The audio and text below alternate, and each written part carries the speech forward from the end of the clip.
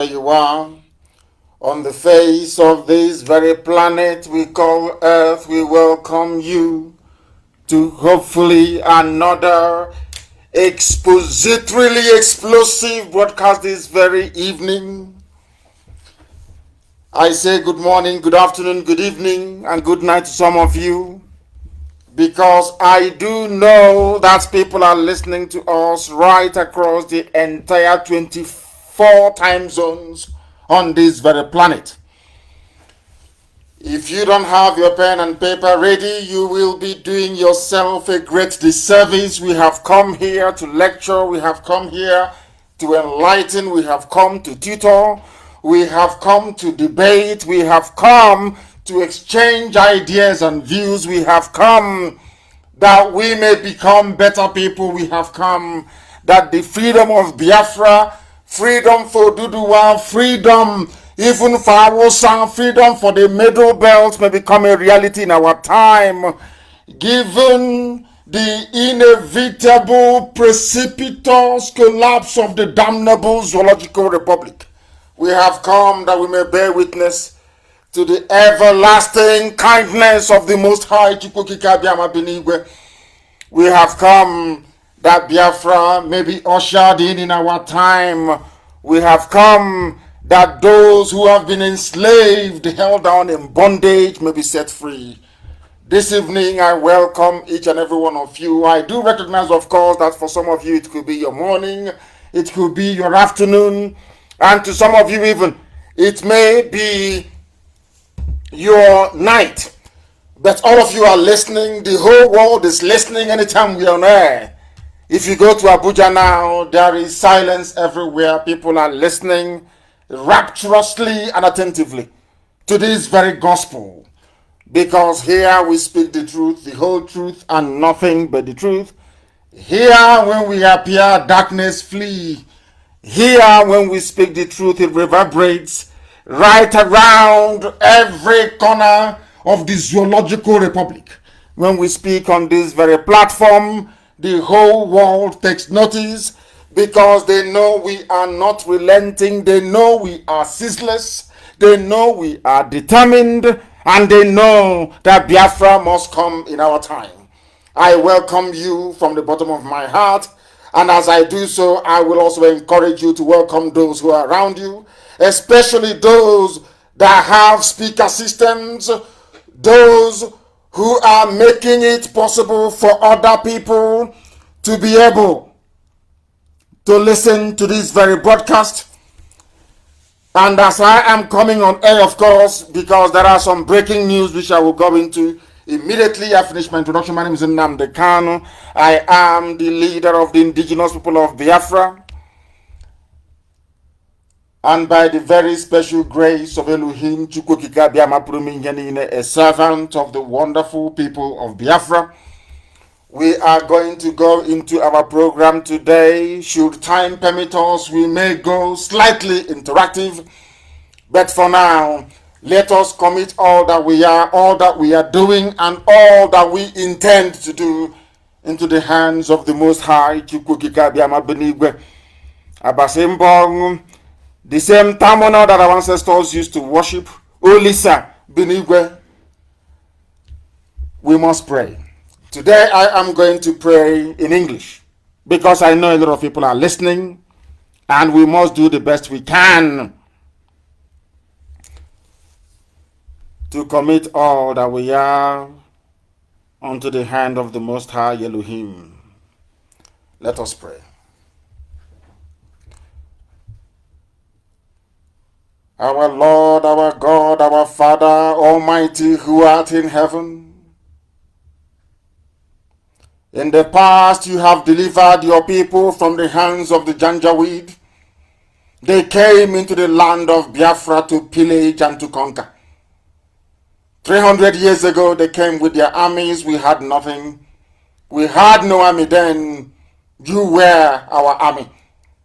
And you halted them at the plains of Idomaland. You returned them to Zaria, from whence they came, in defeat, depleted and in shame. You afflicted pestilence upon them. You sent down swarms of tsetse fly. to invade their camps and inflict them with sleeping sickness. That very Janjaweed army was destroyed. But in this day and in this age, this 2020, they have come again. They have taken over 400 of our villages. Our so-called traditional rulers are now giving land to people who do not mean well for us. Our politicians have capitulated. Our public commentators have turned to traitors. But we have thee and only thee. Because you have made Biafra the head of nations insofar as sub-Saharan Africa is concerned. Because you proclaim to us that even a people that we do not know will come to pay us homage. As soon as they hear our voice, they will obey us. They will submit to us. All the criminal elements shall fade away. Even those who are frightened away because of the truth that we preach will emerge from the hideout, because you are Elohim, and you live forever. For blessed be thy holy name. Let this God of our salvation be exalted, because it is you who avenge for us. It is you who are fighting for us. Because as they descend down in the land of Biafra with their army, their police, with their Fulani terrorists, O Heavenly Father, so are you decimating the populations in the Sahel. As they come to kill our fathers and their mothers, today they are burying their own fathers and their own mothers. Because it is only thee that avenge us. All those who come after us shall be subdued. You have delivered us from the hands of our enemies. You have lifted us up right above everything that our enemies could ever muster. You have delivered us from the very violent man. For today, Buhari is dead and buried in a shallow grave in Saudi Arabia. Abakari that came after him is also dead and buried in a shallow grave somewhere that is unknown, because we know that whoever was buried in Abuja was not Abakari, because the person was bleeding profusely from the head. Therefore, we shall give thanks to thee, even among the unbelievers, even among those who bow down before graven image. Because in the land of Biafra, we shall worship thee and only thee. And I proclaim it loud and clear. There will be no worship of idolatry, no graven image in the land of Biafra, because it is your holy land. You blessed it. And we shall sing praise unto your holy name. You will deliver us from the hands of our enemies, and you will show us mercy. Because only the anointed IPOB to lead this very charge of freedom. And unto our children and their children and their children's children, until the end of time, as long as there is a Biafran on this very earth, Heavenly Father, your name shall be exalted, it shall be praised, it shall be honored, now and forevermore, we pray. Ise, Ise, Ise.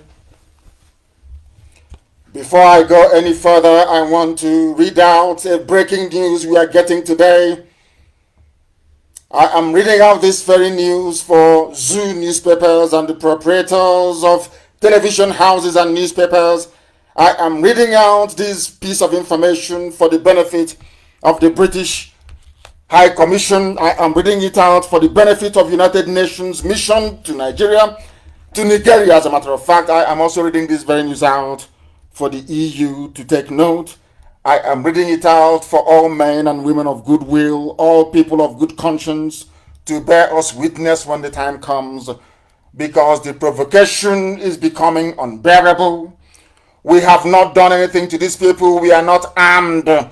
We are not agitating violently. All we are doing is to propagate this very gospel of redemption in truth and in every honesty. But from left and from right, our enemies are conspiring with our conquerors, so to speak. Those who have come from the Sahel to do us harm. Those who have come to Islamize us. Those who have come to Fulanize our land. People due to, should I say, political patronage. People in search or in want of money. People who are looking for relevance. All these criminal elements have combined together to serve the interest of the Janjaweed Fulani in our land. And this very evening, there is a man called Eze Dennis Ihanye. Eze Dennis Ihanye. From Isiahia village in Osoma, local government area, in Aba, the very strongest base of Biafra anywhere on this planet is Aba.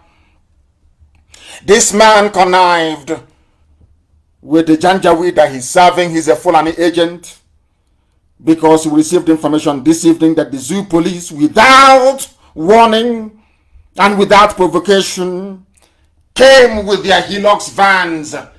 They came into our land. They came into our meeting ground in Isiahia zone in Aba, in Abia Central Senatorial Zone, and have arrested many IPOB family members, including some women as well, without provocation.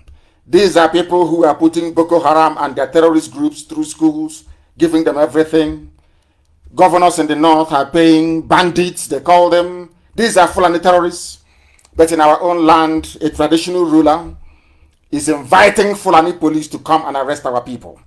And the police came and they arrested.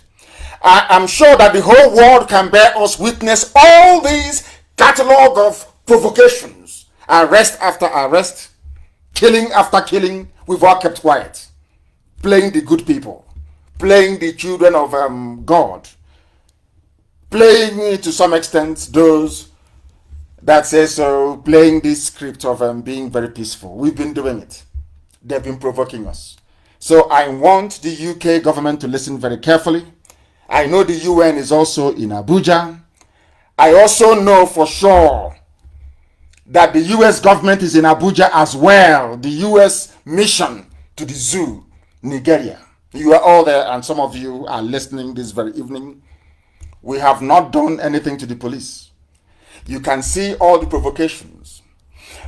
I am also sure that proprietors of newspapers in the zoo are aware of what is going on.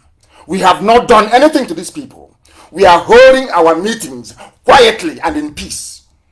And the Fulani-controlled Nigerian police will come into the venue of our meetings to arrest people. It is from this man, Eze Dennis Ihanye. He is the one that arranged it. Do you see how our land is breathing? As one brother wrote 2 weeks ago, he said that there are saboteurs everywhere, there are traitors everywhere. But there is one unique thing about an Igbo traitor. That an Igbo traitor is mad. There is an infusion of madness into the treachery of an Igbo man. When an Igbo man decides to be a traitor, there is something unique about it. Other people are, of course, they betray their own people, but not as should I say, not as damaging as obtains in Igbo land. This man is actually a traditional ruler and is given land to Fulani. A traditional ruler, but he wants to bring in Fulani into our land to take us over. A traditional ruler. Maybe his children will benefit. Perhaps in the next 2 or 3 generations, his family will produce the first emir of Osisioma. They came, they arrested people. He invited them and SARS to arrest our members. People will not talk. Those who will call me behind the scenes to say, oh, please calm down. Don't insult elders. They won't see this now. They won't hear it. When our own madness starts, they will start looking for who to call. This very man, if you know him, you tell him, and I'm saying it so that the whole world can hear. I'm giving him till 6 p.m. tomorrow for the release of all those people, or else you people will hear his story. The same way you'll be hearing the story of people of the so-called cult in Oba. So shall you hear the story of this man, Dennis Ihanye, because enough is enough. This nonsense is too much. We will now begin to set example with these people. That thing that will happen in the year 2025, I want it to happen in 2020. That thing that will happen, let it happen. Let all the idiots who will come to phone me to tell me, oh, please take it easy. They are elders, all this rubbish. Tell this fool, this is a Dennis Ihanye, that I am going to set an example with him. And I will damn the consequences. I will damn the consequences, and I will deal with this idiot. I will deal with him. That he may know that all of you stupid idiots giving land to the Janjaweed may learn. SARS in Aba, you are now running all over the arresting. Now that you're provoking us, all the newspapers in the zoo, Nigeria, they're all quiet. Nobody's saying anything. Provocation after provocation. Fulani, they come into our land, they go to our forest, they rape our mothers, they abduct our daughters, they build their settlement. Nobody's talking. Everybody's silent. You've all gone deaf and dumb. The day I give the order and we rise up, you start complaining, you start grumbling, you start complaining. But now you're doing all these things, nobody wants to take note. Go and tell this Ezedeni Sinhanyi. Anywhere he is seen, he's in very big trouble.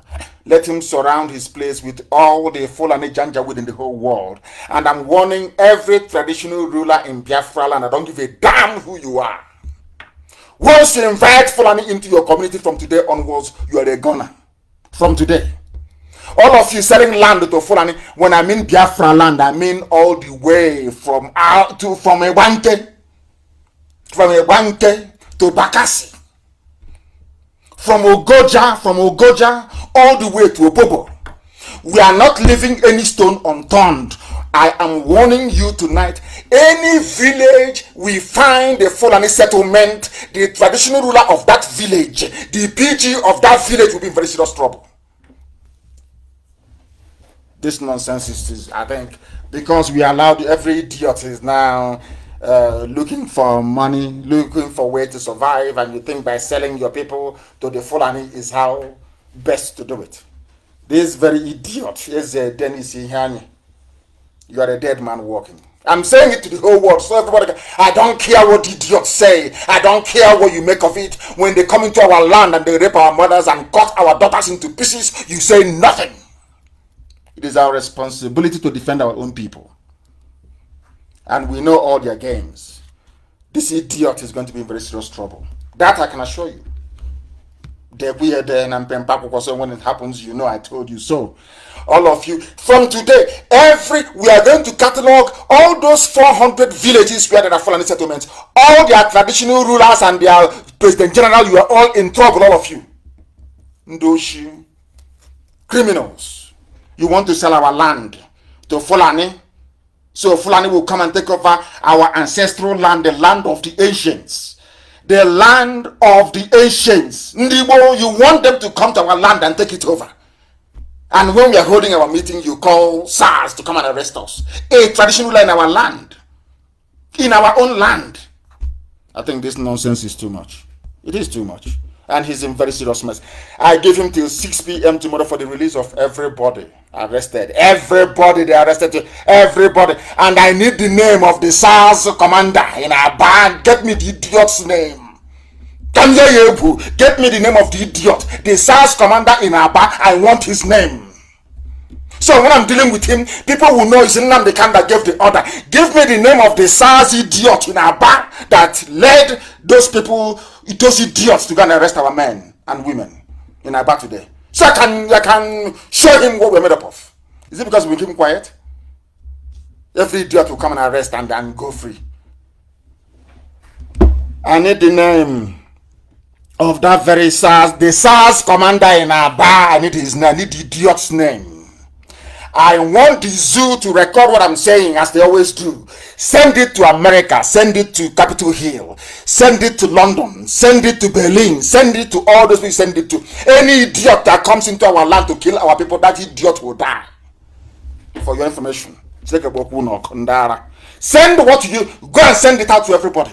Because we keep quiet. You idiots keep encroaching and you keep arresting, you keep shooting, you keep cutting us with your knives and your machete, and we keep quiet. And the more we keep quiet, the more you do it. The more we keep quiet, the more you do it.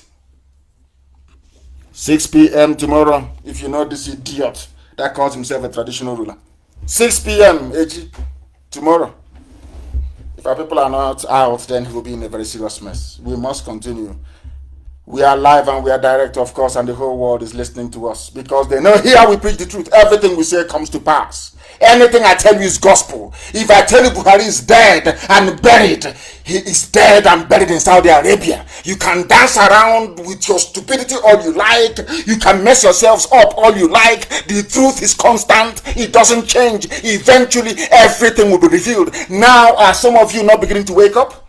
Are you not waking up now to the realization that there is no way you can have a head of state in power in Asorok and all the nonsense that has been happening will keep happening? It is impossible. That is something that you must know. That is something that you must know. These are the things you ought to know, and here we are making it abundantly clear that everything we say is the truth, the whole truth, and nothing but the truth. There is no way anybody, any human being, any soul can contradict any assertion we make on this very platform. Impossible. Impossible. There is a meeting holding in Trinidad and Tobago. I did promise a Jin to Chukwu Carlo that I will give him a call, but it hasn't been possible. There is a meeting of IPOB in Trinidad and Tobago today. The Fulefus thought they can take any part of this world from us. The idiots thought they can take Trinidad and Tobago. But today our family is there. Today IPOB, the authenticity is there in Trinidad, and we're having our meeting this very evening in Trinidad and Tobago. All of you Biafrans there, tell your relatives who are in Trinidad and Tobago to look for our brother Jindu Chukwu, because we are having a meeting there this very day. The zoo is a country of liars, deceivers, cowards, and betrayers, and it is now coming to the fore. This is a place where Boko Haram will go and blow up people, terrorists, Fulani. They will go and blow up people in churches. They go to marketplaces, they blow up people. They go to IDP camps, they kill people, they rape, they abduct. Leah Shuaibu is still missing, and so are many other girls as well. What do? The only country in the world where they pamper terrorists. They not only pamper them, they integrate them into the army and into the police to continue that reign of terror, but only this time officially with zoo army uniform and zoo police uniform. Are you following? And no emir in the north, no governor in the north. In fact, they even pay these terrorists on a monthly basis. None of them would dare go to the police because they know the consequences. But in our land, because we are very peaceful, oh, respect elders and all that rubbish, you can see the consequences. These are the idiots you want us to respect. This particular Eze Inungwa you want us to respect, yes? His name is Eze Dennis Ihanye. These are the idiots, the fools you want us to respect. Because some of you don't reason very well. Your brains are not correct. It is this type of nonsense that brought 400 Fulani Janjaweed settlements in our land. Yet you don't learn. Repentant Boko Haram inducted into the army. That is why it's trending everywhere. To get when people say Buhari, I feel sorry for them. The mask wearer with 2 ears, or whoever is going to. Now the zoo is run by a mask, a Buhari hyper reality latex rubber mask. Anybody wearing it at any time is the president of Nigeria. If you give it to a little girl to wear, that little girl becomes the commander-in-chief in Nigeria. These are people that claim they went to school. All those morons in the zoo that claim they went to school. All of them. All of them. All of them. They don't know nothing. You are in a country, you claim you are fighting insurgency, you are fighting terrorism. One day you come out and you say to us, 602 repentant Boko Haram terrorists formally joined the Nigerian military. There are some things that it is. I don't know. I have preached this thing so much about the stupidity of black people, but I think those of you in Nigeria, you Nigerians, you are taking it a little bit a notch higher up, I should say. There is something about the way Nigerians do something that is very, very troubling. Terrorists, they kill people, they murder, they rape, they pillage. You're granting them amnesty, putting them through school, And not just discharging them, but putting them in the army, giving them guns, bullets, grenade, and everything. So that thing they were doing before illegally, you are now trying to legalize it for them. Are you following? This is happening in a country you claim has a living president, or even living. I don't know what they've done with Osibanjo. Only heaven knows.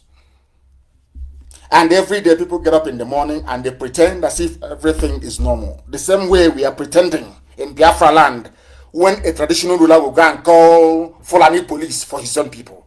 Give land to Fulani in our own hometowns, I'm telling you. Everybody keeps quiet. Every idiot, they keep quiet. As if nothing is happening. Some of you may have heard about the explosions in Abakaliki, in Ebonyi yesterday. We are the Fulani, we are storing explosives. Go and ask Dave Omahi, he will tell you. Go and ask the army in Ebonyi, they will tell you. The army in Abakaliki, they will tell you. They went there themselves. This is what our traditional rulers are doing, including this idiot. Dennis Ihani. He's a dead man walking. 602 Boko Haram freed. They took an oath of allegiance. That oath that some of you don't like. IPOB, you always say, talking about oath. They took oath to serve the zoo, to kill many more people, to advance the Fulani Janjaweedism, to advance the Fulanization agenda, to advance Islam and dip the Quran in the Atlantic. That is their game plan. Forget all the nonsense they have done. They have bought over most of the very big consultancy firms abroad. So that when you go and you're telling them what is happening in your village, they say, no, but it's farmer header clash. It's farmer header clash. Can you see what they're doing? Tell me any country in the world where there are sensible people with brain in their skull that will allow such travesty of justice. It is an insult and a slap on the faces of those who have endured the worst that these animals have to dish out to them. You're telling me you have a president? And you're telling me a terrorist. He claimed he came into office to fight terrorists before he died. You're telling me that those ruling in his name are today, you kill somebody, and as a reward, they give you accommodation, they give you money, they give you uniform, everything. They now put you in the army. So now, the quickest way to join the Nigerian army is not to go to Nigeria Defense Academy, it's not to apply like another person. Just pick up a gun, start killing people in the name of Boko Haram, and they will arrest you, and lo and behold, after 6 months, you are now a commissioned officer in the zoo army. Is that how human beings behave? Do you see why I worry for black people? And I will ask you again, is that how normal human beings behave? Can you show me anywhere else on the face of this planet Earth where terrorists are being recruited en masse into the national army? Is there any other place on this very earth? There is no other place, because you are animals, you are in a zoo. You people are not human beings, you are animals in a zoo created by the British to house the very worst that Africa has to offer, which is Nigeria. Nigerian military commanders have now fully integrated the repentant, 602 Boko Haram fighters into the army after they took an oath of allegiance to the Federal Republic of the Zoo, Nigeria, in Borno State capital, Maiduguri. Under a program known as Operation Safe Corridor, Boko Haram fighters are now being granted amnesty if they lay down their arms. As part of the program, hundreds of them are being recruited into the military, where it is believed that their knowledge of the terrain will assist the Zoo army in defeating Boko Haram. Have you heard of such people before in your life? Have you heard of such nonsense before in your entire life? Not as part of a comprehensive peace treaty or arrangement with Boko Haram, but you take, oh my goodness. Now, do you see, you bring in 602 terrorists into the army, so that when the likes of that helicopter pilot, the Yoruba girl, will now fly a combat mission, come back, they will kill her in the barracks. Who are the people killing normal soldiers in the barracks? Are they not Boko Haram? You can't go and kill their comrades and you come back to the barracks and they will let you go scot-free. Of course not, they will kill you. That is why they are killing normal, sensible, loyal officers in the barracks across the damnable Zoological Republic. They are bringing in terrorists. Have you heard of such rubbish before? But it's the zoo. That is what makes them who they are. The damnable zoological republic. They are animals, they cannot reason. Every Nigerian, once you're a Nigerian, you cannot reason. You are an animal. Your brain cells are not complete. And can never be. Because you can't reason very well. In a country where you induct terrorists into the army. Have you heard of such crap before? Instead of you to kill them or to jail them for life, you commission them to become officers in the army. Only in the zoo. And some idiots will ask me, why do you want Biafra? What utter garbage. As a result of this, some people are now calling for the arrest of the mask wearer. But I said to them, that is a far more difficult approach to adopt. The simplest thing you can do to end your misery and your pain and your suffering in the zoo is only to unmask the idiot, Aisha's boyfriend, wearing the idiot with 2 ears, is to take away the mask. And all your problems will be solved. The problem of Boko Haram will be solved. The problem of restructuring will be solved. The problem of poverty will be solved. The problem of primitivity and idiocy will be solved. The problem of Fulani mediocrity, both in politics, in governance, and in economics, will come to an end. Your lives will change for the better. Why are you bothering asking the mask wearer they call Buhari to resign, when there is a simple, safe, quick way to end this misery for everybody? We have zoo people who have an opinion. They complain all the time. All they do is to complain. They do nothing. They come to social media and they rant their hearts out. They do nothing. After ranting, they do nothing. They appear on television. They talk the talk. They cannot walk the walk. They do nothing. People are still dying, people are still suffering, people are still living in poverty, people are still being beheaded every blessed day. Our villages have been taken over by the Janjaweed. The traitors are everywhere. All we do is people just complain. After complaining, they do nothing. Ordinary Mali. Ordinary Mali. If I'm not mistaken, people were protesting on the streets. Do you know why? Because they said their president cannot tackle the insecurity. They came out to protest. But you zoo animals, you cannot protest. When you call for a revolution, you see people who should know better asking for the arrest of those who are calling for a revolution. I don't know the type of schools they go to. I don't know the type of orientation they may have had, either at home or during their formative years. I have no idea. But there is something wrong. Believe you me, the black man is backwards, both intellectually and mentally. As a group, not as an individual, because you may find some individual brilliance here and there. As a group, as a collective, we are absolutely hopeless, and the whole world knows that. That is why we are the lowest of the low.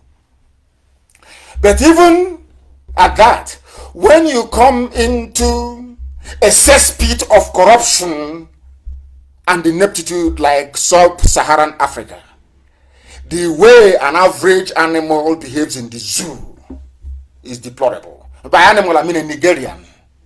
Somebody who comes from a Niger area is a Nigerian. You have somebody wearing a mask. All of you knows that there is nobody with a hole in his neck.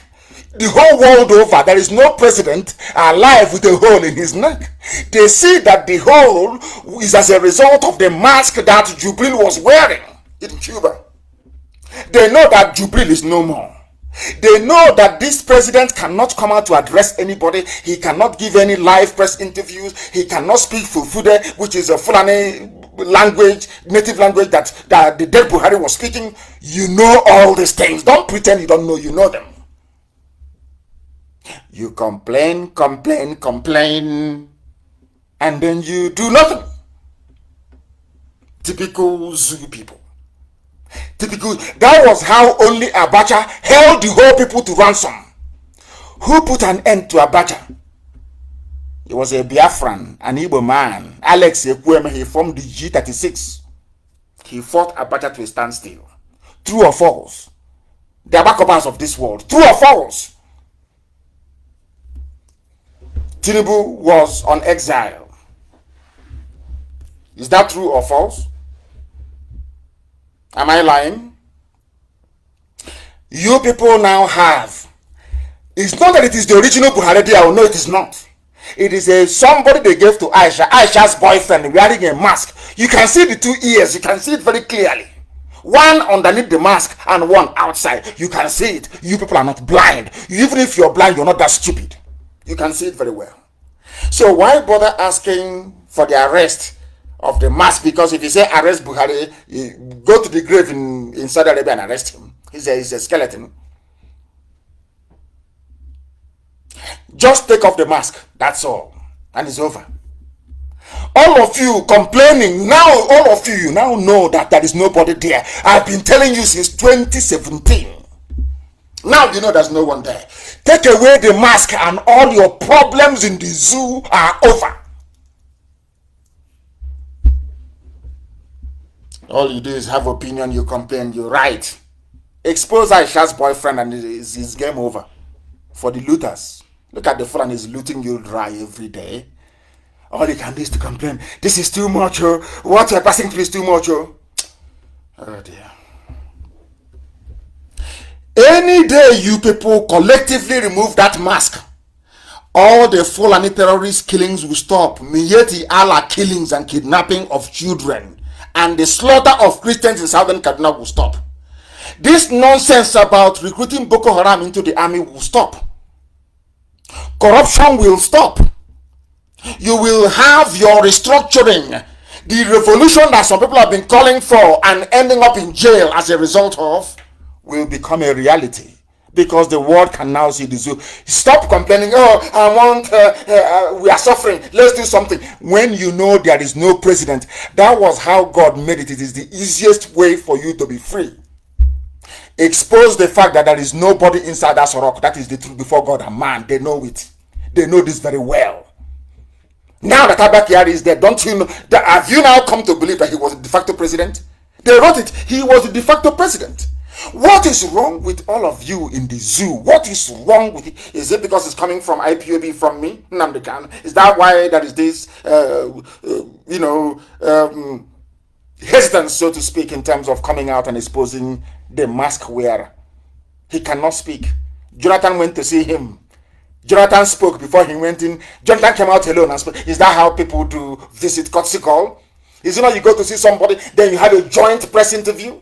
Is that not how it is done everywhere in the world? Jonathan went to see him alone. Jonathan came out alone. All we saw was videos, no speaking, no, it wasn't even audible. Videos and pictures. And all of you, 200 million people we are led to believe.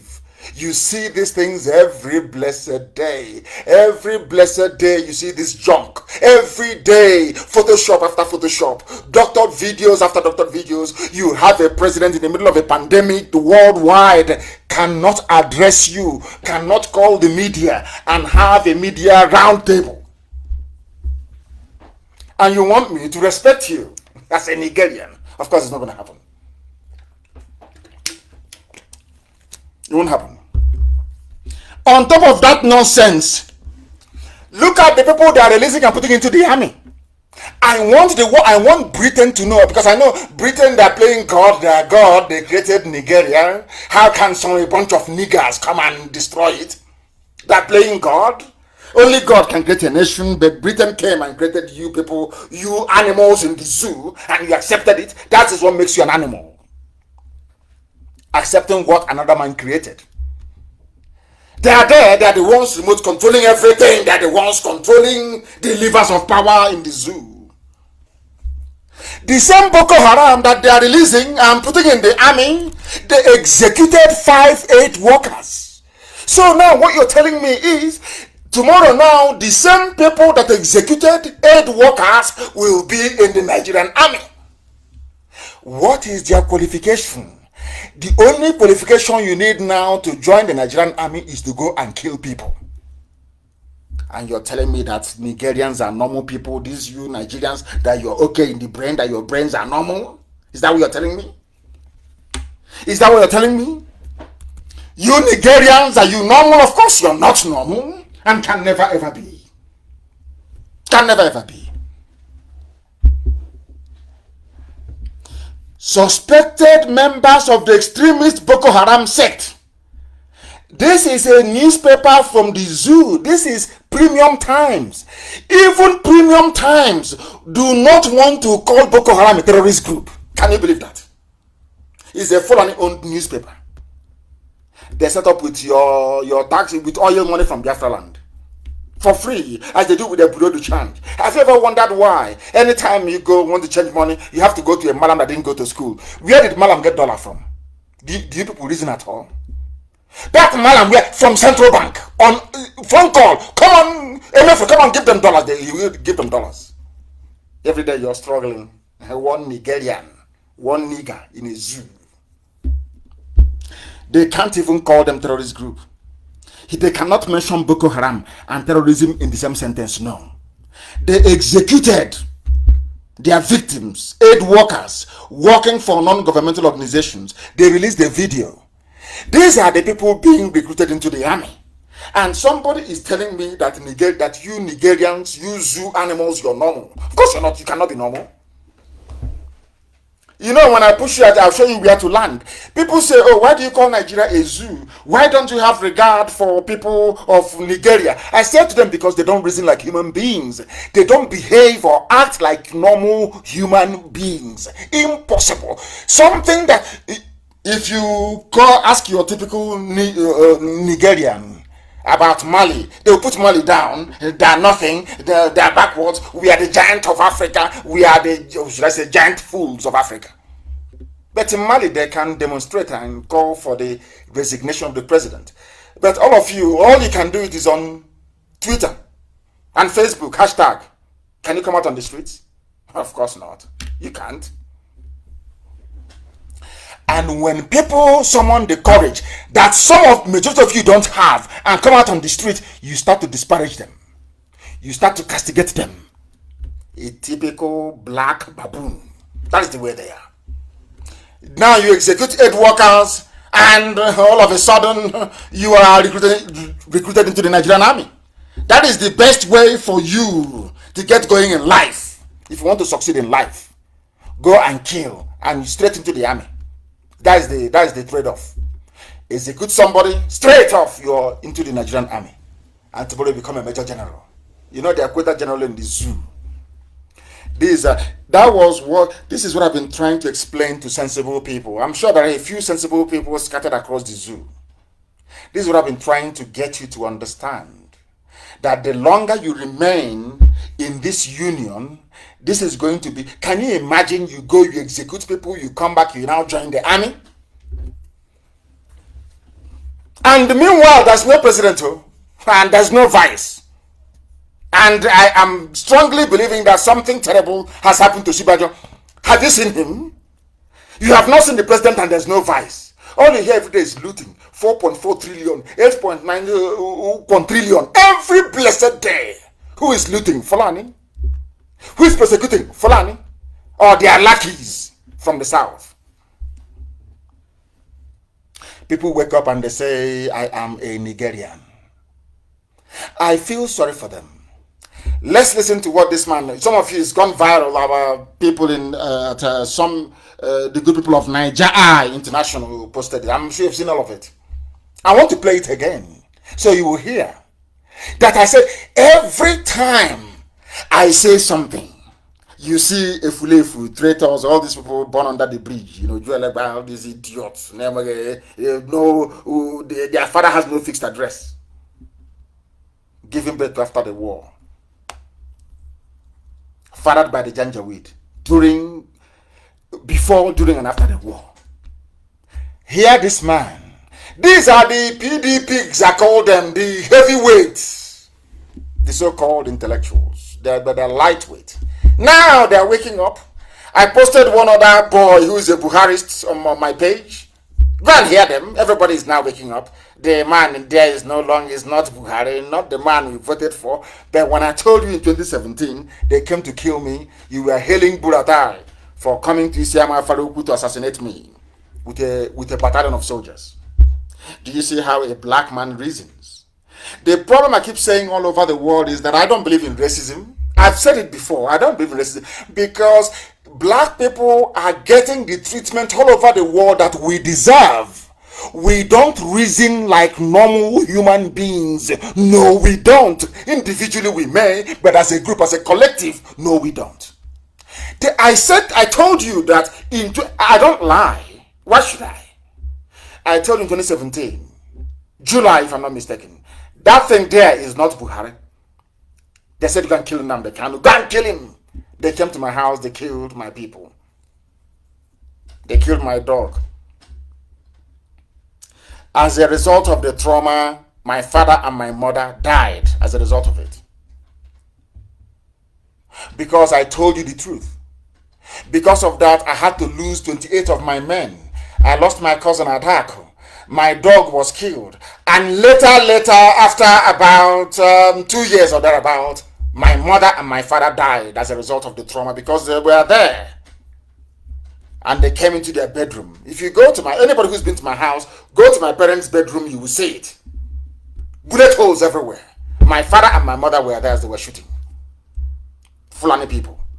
They came to kill because I told you the truth.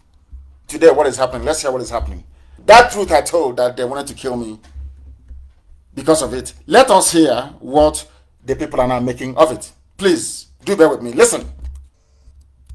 Well, the fight of this government against corruption has been based primarily on rhetorics. The real thing on the floor, just as I'm telling you, we're talking about small NDDCO. What about the new hush mummy at Ministry of Humanitarian Affairs spending 850 billion? 850 billion, she says, feeding children who were supposed to be at home during lockdown. Somebody spent 850 billion on what is called school feeding program. This is where I fault the brain of India. I don't know why Britain chose the perfect place to build a zoo in Africa. The largest zoo in the whole world. It's in Nigeria. I'm telling you the truth. Do you know what I find astonishing? People in the zoo, they claim they went to school. Some of them are under anointing. They claim they are pastors, they are reverend, they are ministers and all that rubbish. Some claim they're intellectuals, they are the elite, that they are well read. Others aren't quite schooled enough. They're all there. A Fulani woman rose up and said, I have spent 850 billion naira on school feeding program. But at the same time, listen, at the same time there is COVID-19, and as you well know, the first places to be shut down are the schools, isn't it? The schools are not in operation. People are no longer going to work. So where did you see the children you spent 850 billion on? Nobody can answer. And she's still holding her portfolio till tomorrow morning. She was the girlfriend of Abakari before Abakari died. Are you following? This is a country, you want me to believe there are sensible human beings walking with two legs, not chimpanzees. And after, do you think that white people don't read all these things? Whites, they read them. They read, and when they read it, they see that we are useless. I'm telling you the truth. You spent 850 billion, not 850 million, no. Not 850,000, no. Not 850 naira, no. 850 billion on school feeding program when there are no children in schools to feed. That's what it's talking about. Let's continue. Go and ask anybody you know, Sheun, in your house, how many of the poor people you know in your village got 10 naira from that 850 billion? We don't know. We're hearing about how our oil was sold in China for $2.5 billion. Oil was sold for $2.5 billion.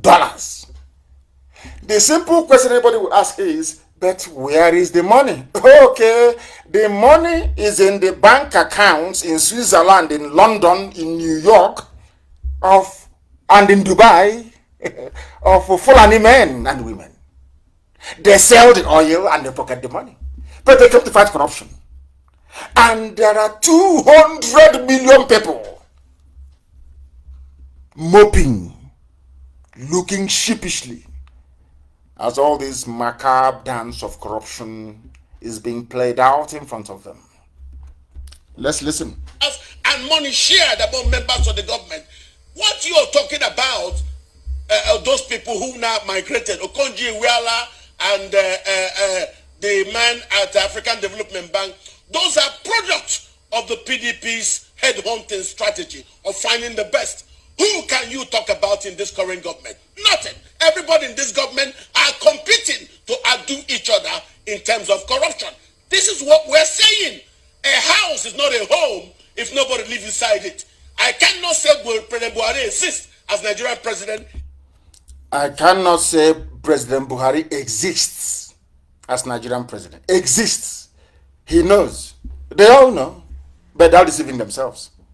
If he's not seen to be acting to actually steer properly the ship of state. That's why the PDP say, resign, instead of people stealing and patronizing our commonwealth in your name. Don't just exist there as a referee inside the field and there is no whistle in your hand. That way, it's just a mess in a football team. Please, President Buhari, leave, walk away, and let us take purpose to sort our country well. Yeah, we have to. We have to. Are you listening? He's asking Aisha's boyfriend to resign to walk away. They know there's nobody there. Are you telling me that the old dictator, the evil Buhari, will be alive and you ask him to leave office? Is he going to listen to you? Is he going to listen to you? Of course not. But these people are deceiving themselves. They are deceiving themselves and they know it. Everybody is fooling everybody, all of them, and they know it. They know there is nobody inside Aso Rock. They know it very clearly and very well. They know it. They know there is nobody there. But instead of them to come out and face the reality and say there is nobody in Aso Rock, what do? They say, please resign. Please resign. Resign and go to where? Resign to where, I ask you. Resign and go to where? Then I will get to Malami later. But I want you to please, there is something else I want you to hear. Very, very critical and very, very important for you to understand the mess that the people are in. They know the truth. They keep dancing around it. They keep skirting around it. People keep pretending they don't know the truth, but they know it. Instead of them to speak that truth and for that truth to set them free, they keep hiding and talking rubbish every blessed day. What is that rubbish they are talking? It is this very one. They know that Buhari doesn't exist. Is it right Listen. for your party to say that this government is covering up corruption and ask for the president's resignation? Is that right? Yes, it's very correct. We had Goodluck Jonathan administration. Mm-hmm. Today we have Muhammadu Buhari administration. On paper. Borrowing the word of the former grass cutter, he said, what presidency? So what we are saying is this particular presidency doesn't seem to exist. Are you listening? He doesn't want to say that Buhari doesn't exist. He said presidency doesn't exist. Listen. For guiding the statecraft. We cannot see Buhari. He's missing in action. That's why you've seen the hush mommy at Ministry of Humanitarian Affairs saying that she spent 850 billion. Nobody can see him. All you see him is he's like coronavirus on paper, newspaper, and TV. You can never see him as a person. You can never reference him and say, oh, there was a disaster in so place, the president was there. What does that tell you about the zoo? That some of you call a country. The zoo, Nigeria. What does that tell you about the zoo? That was how they came and they lied to all of you. Hey, Igbo man love money. Igbo man want to dominate you. Have you forgotten that as well? Do you see how they manipulate you? Igbo man love money. Igbo man like stealing. Igbo man this, Igbo man that. Look at Ibrahim Lamode, Ibrahim Madu, Abubakar Malami, and all the rest. Tinubu, it is a bullion van. Ganduje, all the rest of them. Are they Igbo people? Did Fulani not convince some of you that listening to me, some of you who are listening to me right now, that Igbo man loves money so much? If you see an Igbo man lying down and you jiggle a bit of coins in his ears, if he doesn't wake up, you know he is truly dead. A propaganda that they developed, embellished, and planted in your warped minds for years. Today, who is looting the treasury dry? I say, who is looting? Even on that Shagari did something. Who is looting the treasury dry today? They are looters, but they don't love money. They have their accounts in Dubai, in Switzerland, in London, everywhere. Their mansions, but they don't love money. Is an Igbo man struggling and opening a business or a factory that loves money? Do you see what I call reverse reasoning of a black man? Always in reverse. Everything we do is in reverse. People struggling, trying to make their lives better, opening small businesses and taking on people and training them. They love money. Yes, somebody working hard every blessed day, they go and they open their business, they are working very hard, they love money. But somebody who has no occupation, no handiwork, just goes into central bank and collects $2 billion, he doesn't love money. It's you that is struggling to open your chemist, struggling to open your warehouse, struggling to open your car spare parts shop. You love money. But somebody with nothing in life than connection to the caliphate can walk in the central bank and walk away with 2 billion, and he doesn't love money, or she doesn't love money, or as the man called Hush Mommy doesn't love money. Yeah, is a hard working, struggling Biafran man or woman that loves money. These are some of the nonsense we have come to correct, and they know it. The same way they lie. Igbo man is domineering. He's going to dominate you. He wants to go into Niger Delta. He wants to take over Niger Delta. And because they know, as well as the British, only an Igbo man can rise up to fight injustice. I'm not trying to put other people down. I'm being honest with you. I'm not trying to put anybody down, but that is a fact. Do you know why? All the independence in the Americas, from Haiti, Web Du Bois in the USA, were led by Igbo descendants. All of them. Because an Igbo man hates injustice. That's a genuine, not all this umokoko, all these flafus, all these refraps, selling our land to Fulani. A genuine, pure, clean Igbo man hates injustice. That is why you can never hear that. Have you ever heard that people were attacked in Igbo land before? Without provocation. Let's say the Yoruba community or the Hausa community were attacked. We just wake up and attack them. Has it ever happened before? That tells you all you need to know. But those who tell you Igbo man is dominant, they are the ones dominating you. They are the ones bringing in Ruga. They are the ones taking over your land forcibly. They are the ones putting their own terrorists into the army to terrorize and to kill you. Yet your brains is filled with stones and pebbles. You cannot reason properly. Now, they are calling for Uche Secondu says Nigerians now citizens without government. They know there is no government. They know that very well. They know there's nobody in Asarok. Who doesn't know? There is nobody there. There is nobody. If Buhari were to be alive, you will see him very angry. When Boko Haram wasn't even, they've not grown to be this horrible. He asked all the serving chiefs to go to Maiduguri to set up their base. You will see him visibly angry on television talking. This little boy with the young mask is always smiling. He will wave, he will smile. He will walk with a bit of a swagger. And that's it. And you're telling me that is Buhari.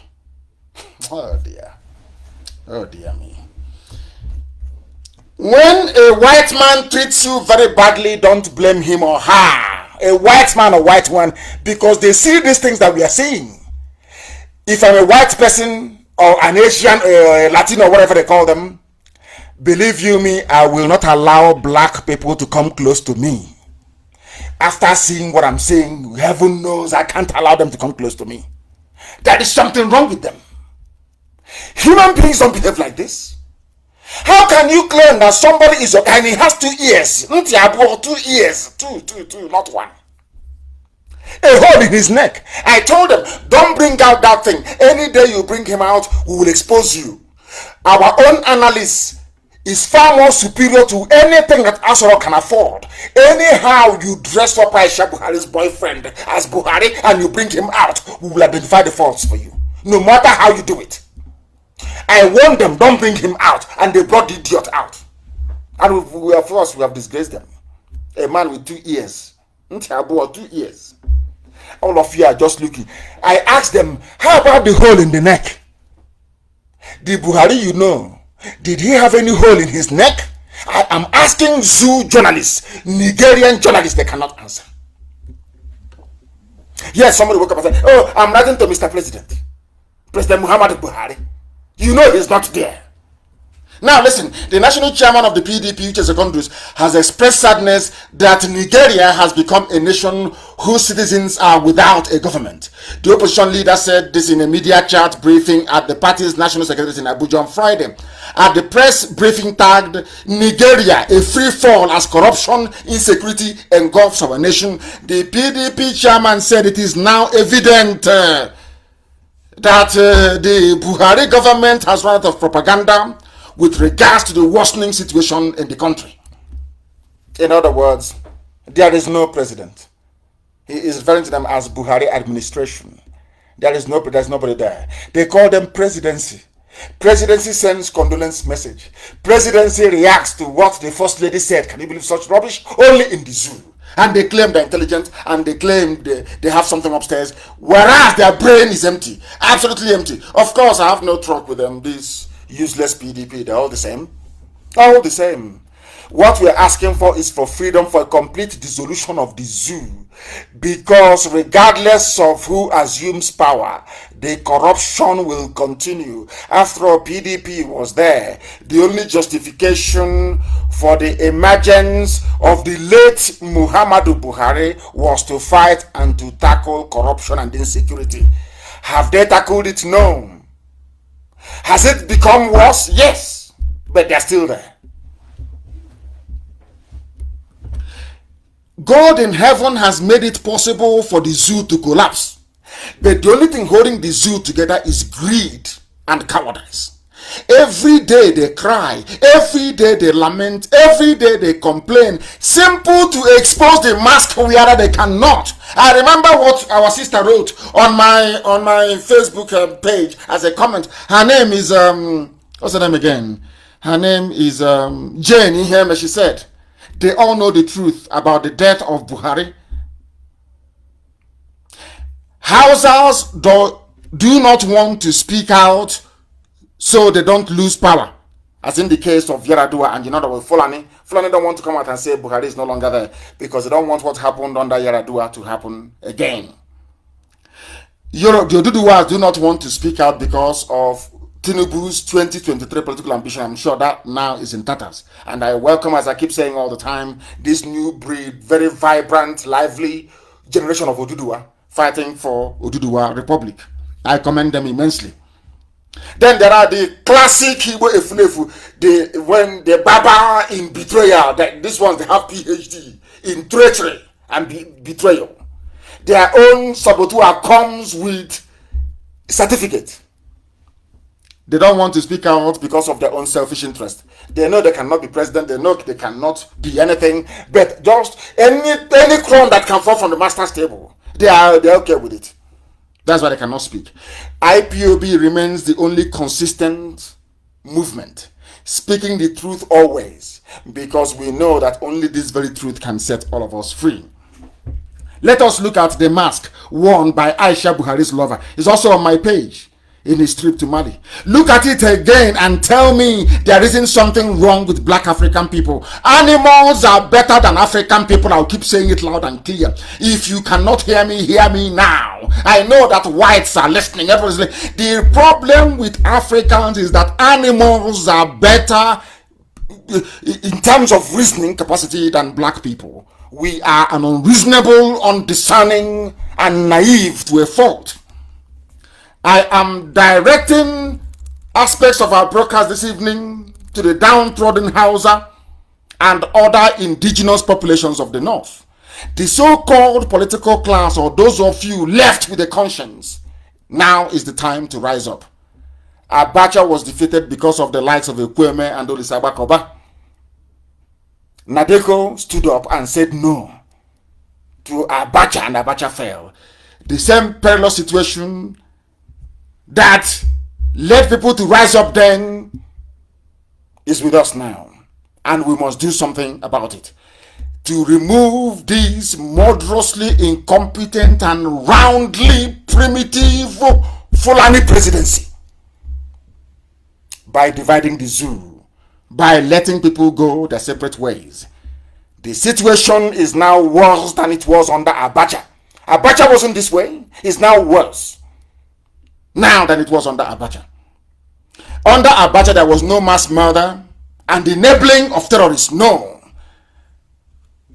As this very illegitimate regime is now doing.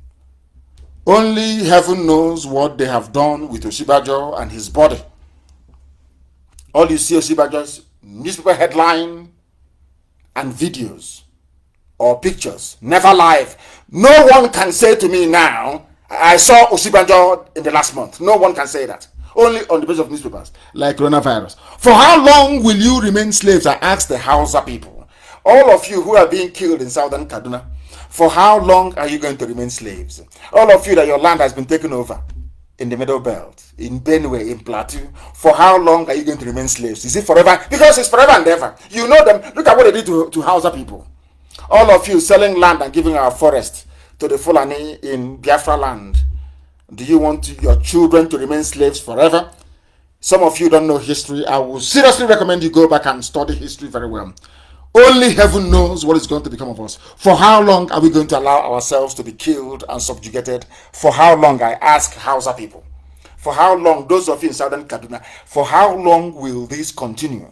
Those of you in Jos, in Plateau, those in TV, across Middle Belt, for how long are you going to tolerate this level of slaughter and servitude? For how long? Don't you think it's time to rise up? How many are the Fulanis anyway? How many are they, I ask you? Are you telling me that Biafra will rise up, Ududuwa will rise up, Middle Belt will rise up, and then Fulani will say no? No. All it takes is for all of us to rise up. That's all. And it's over. This charade, this game is over. It is in the palm of our hands. We have the power to do something only if we have the courage to pursue our convictions. That is what I'm asking you to do this very evening. And funny enough that Borno people rejected Boko Haram being reintegrated into the army. Borno people said no. But because there is no president, there is no vice, there is no direction, there is no compass, nobody knows where they are going. Any idiot in the field can decide whatever they like and come to a decision, and that is final. Borno people said no. Some residents of Borno State have rejected reintegration of ex-Boko Haram fighters into the community. They said no. But the army went ahead to put them in the army. They will now post them to those villages that said no. Now tell me what's going to happen. That is why accidental discharge. You see the army killing people. It's not army, it's Boko Haram fighters within the army killing people. I know all those their propagandists, all those their consultants writing rubbish to governments of the world. Of course, and some Efulefus as well. Writing to them, telling them how violent IPOB is. I hope you can now say it. How violent the zoo government is. Borno people said no. Borno said no. They don't want to be a part of this Boko Haram integration, but they still went ahead and they did it. They did it. And people are now saying, arrest him. Arrest which Buhari are you going to arrest? He's in a grave in Saudi Arabia. I think he's a gentleman called Imam of Peace, and a few of them, and Reno Mokri and a few other people, they said they have called for the arrest of President Muhammadu Buhari for releasing Boko Haram insurgents under the guise of repentant insurgents who are now killing Christians in the country. Now they know. UK claimed they give aid, military aid to the zoo. EU give them military aid to fight Boko Haram. And I said to EU, I've said to the UK, I told US lawmakers, these are the same people that created Boko Haram. They don't understand. Because, you know, a white man doesn't believe that as a statesman serving his or her country, that they will now come out to try to undermine, should I say, the stability of that very society. They don't know who black people are. I think that the problem is that some white people don't understand the way that blacks behave. Sometimes we behave in a way that is detrimental to our own well-being, and we don't care. As long as we are benefiting from it, the rest of the people can go to hell. I call it the slave trade mentality of a black man. A black man sold black people to whites, not the other way around. They are asking for Buhari to be arrested because the people that are running the regime under his name are releasing killers, terrorists. And only a few days ago, the same people they claim they are rehabilitating and putting in the army, they killed and beheaded 8 workers. How else do you want me to explain it before you understand? How? I keep asking you. How do you want me to explain it to you? He was reacting. Even as Secondus, as I mentioned earlier, was saying Nigeria is a free fall, as the zoo, Nigeria, is in a free fall as corruption, insecurity engulfs the animals in the zoo. The British created laboratory animals in the zoo because all of you are products of Britain. Britain created you. They own you. But what they did was to simply hand over that lease to Fulani, to say to Fulani, manage your fellow animals for us. All of you in the zoo, all of you in Nigeria, you are all British wild beasts in a cage called Nigeria. Your president, so-called, is releasing terrorists. Now you know that. And I'm asking, listen, we Biafrans are complaining. Oduduwa people are complaining. Even the Yorubas amongst them are complaining, saying, oh, we want restructuring. Middle belts are saying, oh, our land has been taken over, we are dying. Southern Kaduna, oh, they are killing us. The average man in Kano, which I shall refer to later on, is also complaining. Why are we all complaining when we can? All we need to say, all we need to do is to rise up and say, we've had enough of this rubbish. And all these things will be over within 2 hours. But instead of that, people are considering, oh, it's our turn in 2023. Oh, let us go and fight for political office. That is what is making a mess of the whole thing, and that is why we are suffering. Has it stopped the Fulani man from using terrorism and the recruitment of terrorists into the armed forces to intimidate all of you in submission? Today, everybody is a coward, apart from IPOB. All of you cannot talk. You can't talk. You cannot say a word. You are all cowards. You leave it to IPOB to do. All you need to do in the zoo, all of us, we Biafrans, Oduduwa, Middle Belt, I'm not asking you to do anything, any abracadabra, anything too difficult. All we need to do is to stand on the fact that Aso Rock is empty. There is nobody there. We take off that mask that Aisha's boyfriend is wearing. All this house of cards will come tumbling down. The Guardian newspaper, I don't know what came over them. In the past, they ran something called Buhari's body double suspicion with all the pictures we had published, all the pictures I tweeted about the person there not being, you can see it with your 2 eyes if your eyes are open. How they have managed to hold on to this, I don't understand. But Aso Rock is empty, there's nobody there. That is a fact of life. Go there and sit for it. Now they know. But are we all going to rise up at the same time to say enough is enough? That's the only key, that's the only thing holding. And I'm calling for that this night. We must all rise up as one people to say enough is enough. Then everybody will go back to their villages, their towns, their nations and build it. Not this stupid British experiment. This nonsense Nigeria.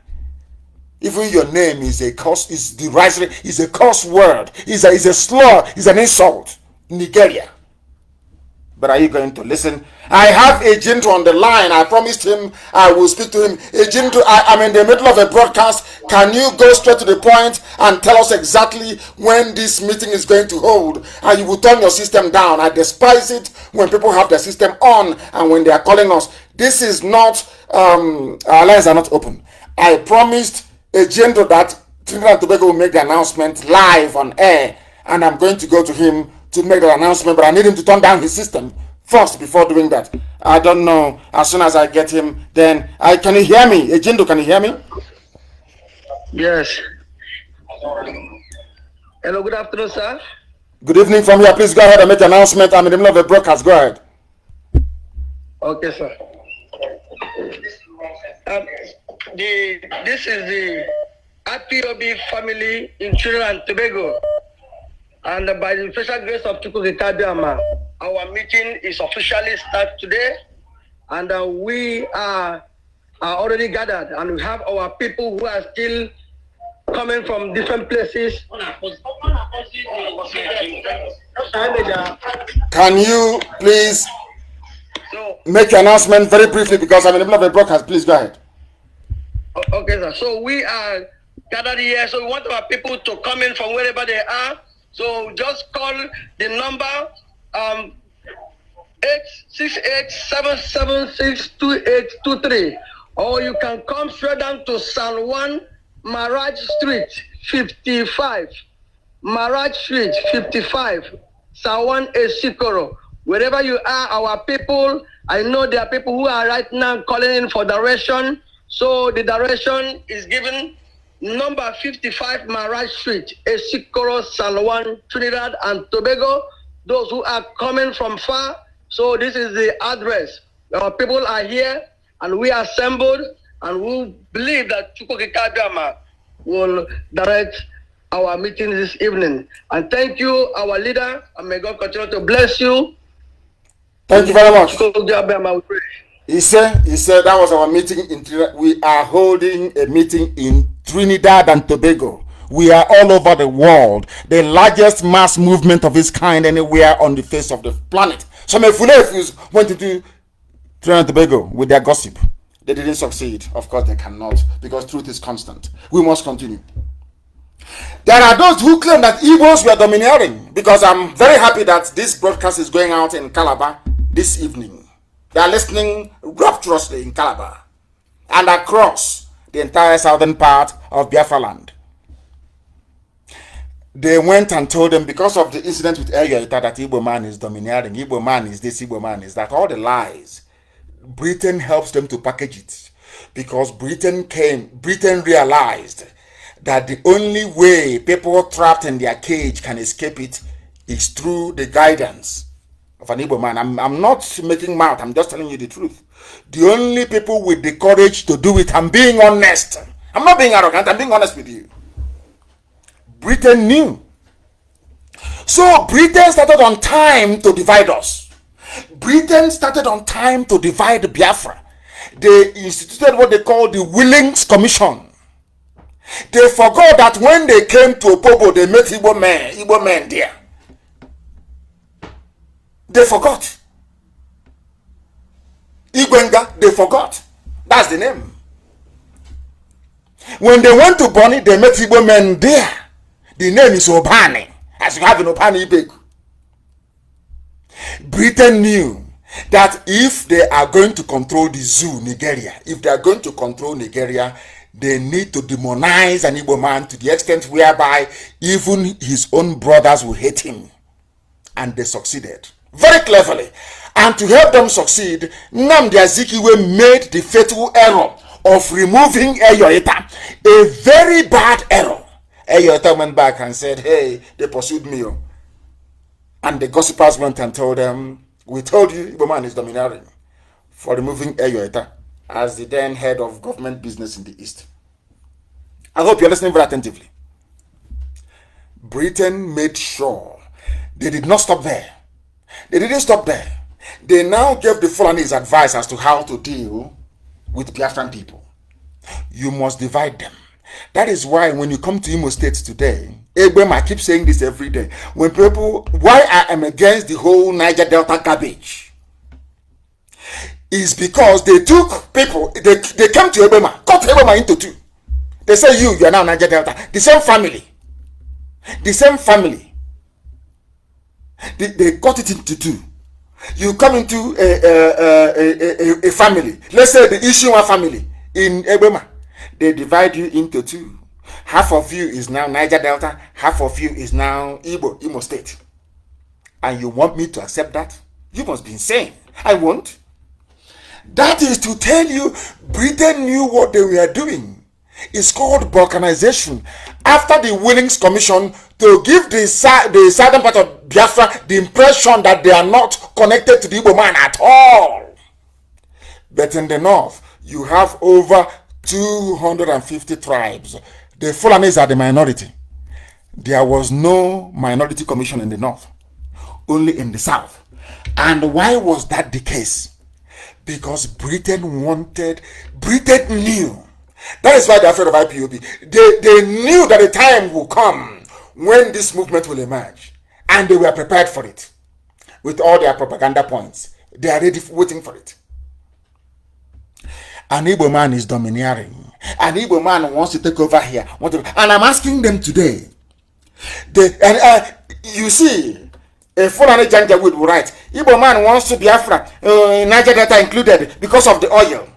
And now, let us look at who controls the oil in the southern part of Biafra today, including the oil in Anambra, the oil in Imo, the oil in Abia. They never talk about it.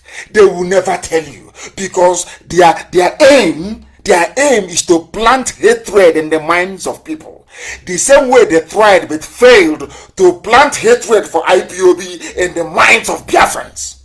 They failed because we are live on air almost every day. If I'm not here, my deputy will be here. Uche is not here.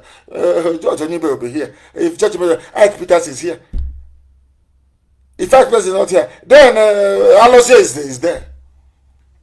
If Alosia is not there, there are those who are talking on Facebook every blessed day. That was why we wanted to contain the hatred they wanted to spread.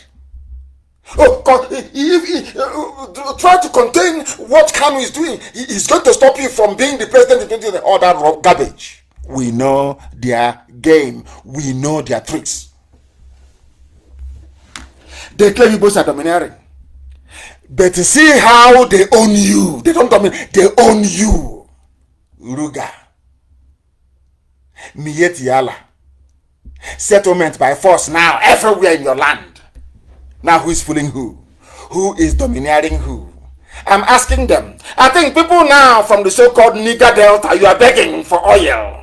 Begging for position, but the same people you are begging to allow you in, we are the same people that told you, an Igbo man, your own flesh and blood, the same DNA is your problem, and you agreed. That is why you are suffering.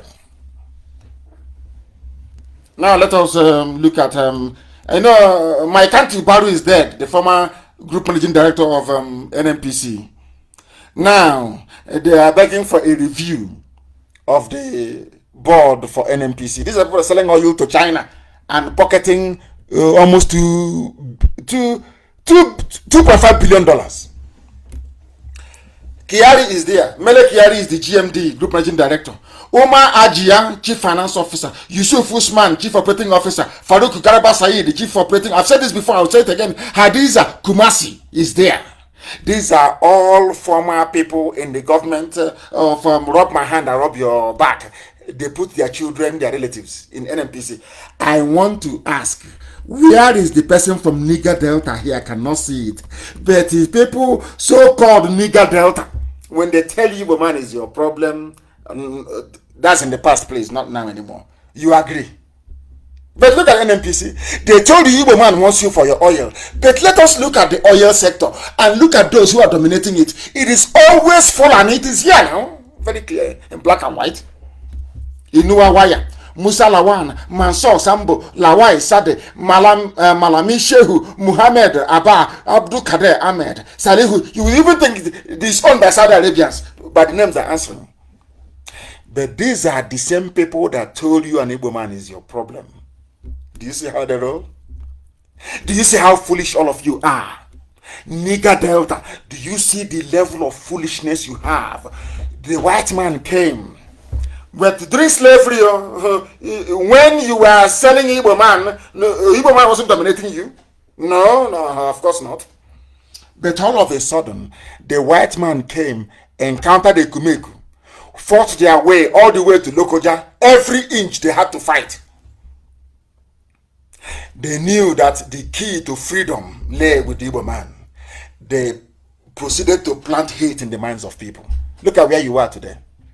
And I'm very sorry to say that I am an Igbo man, and I'm leading the movement that is trying to free all of you from your self-imposed bondage due to ignorance, due to your ignorance.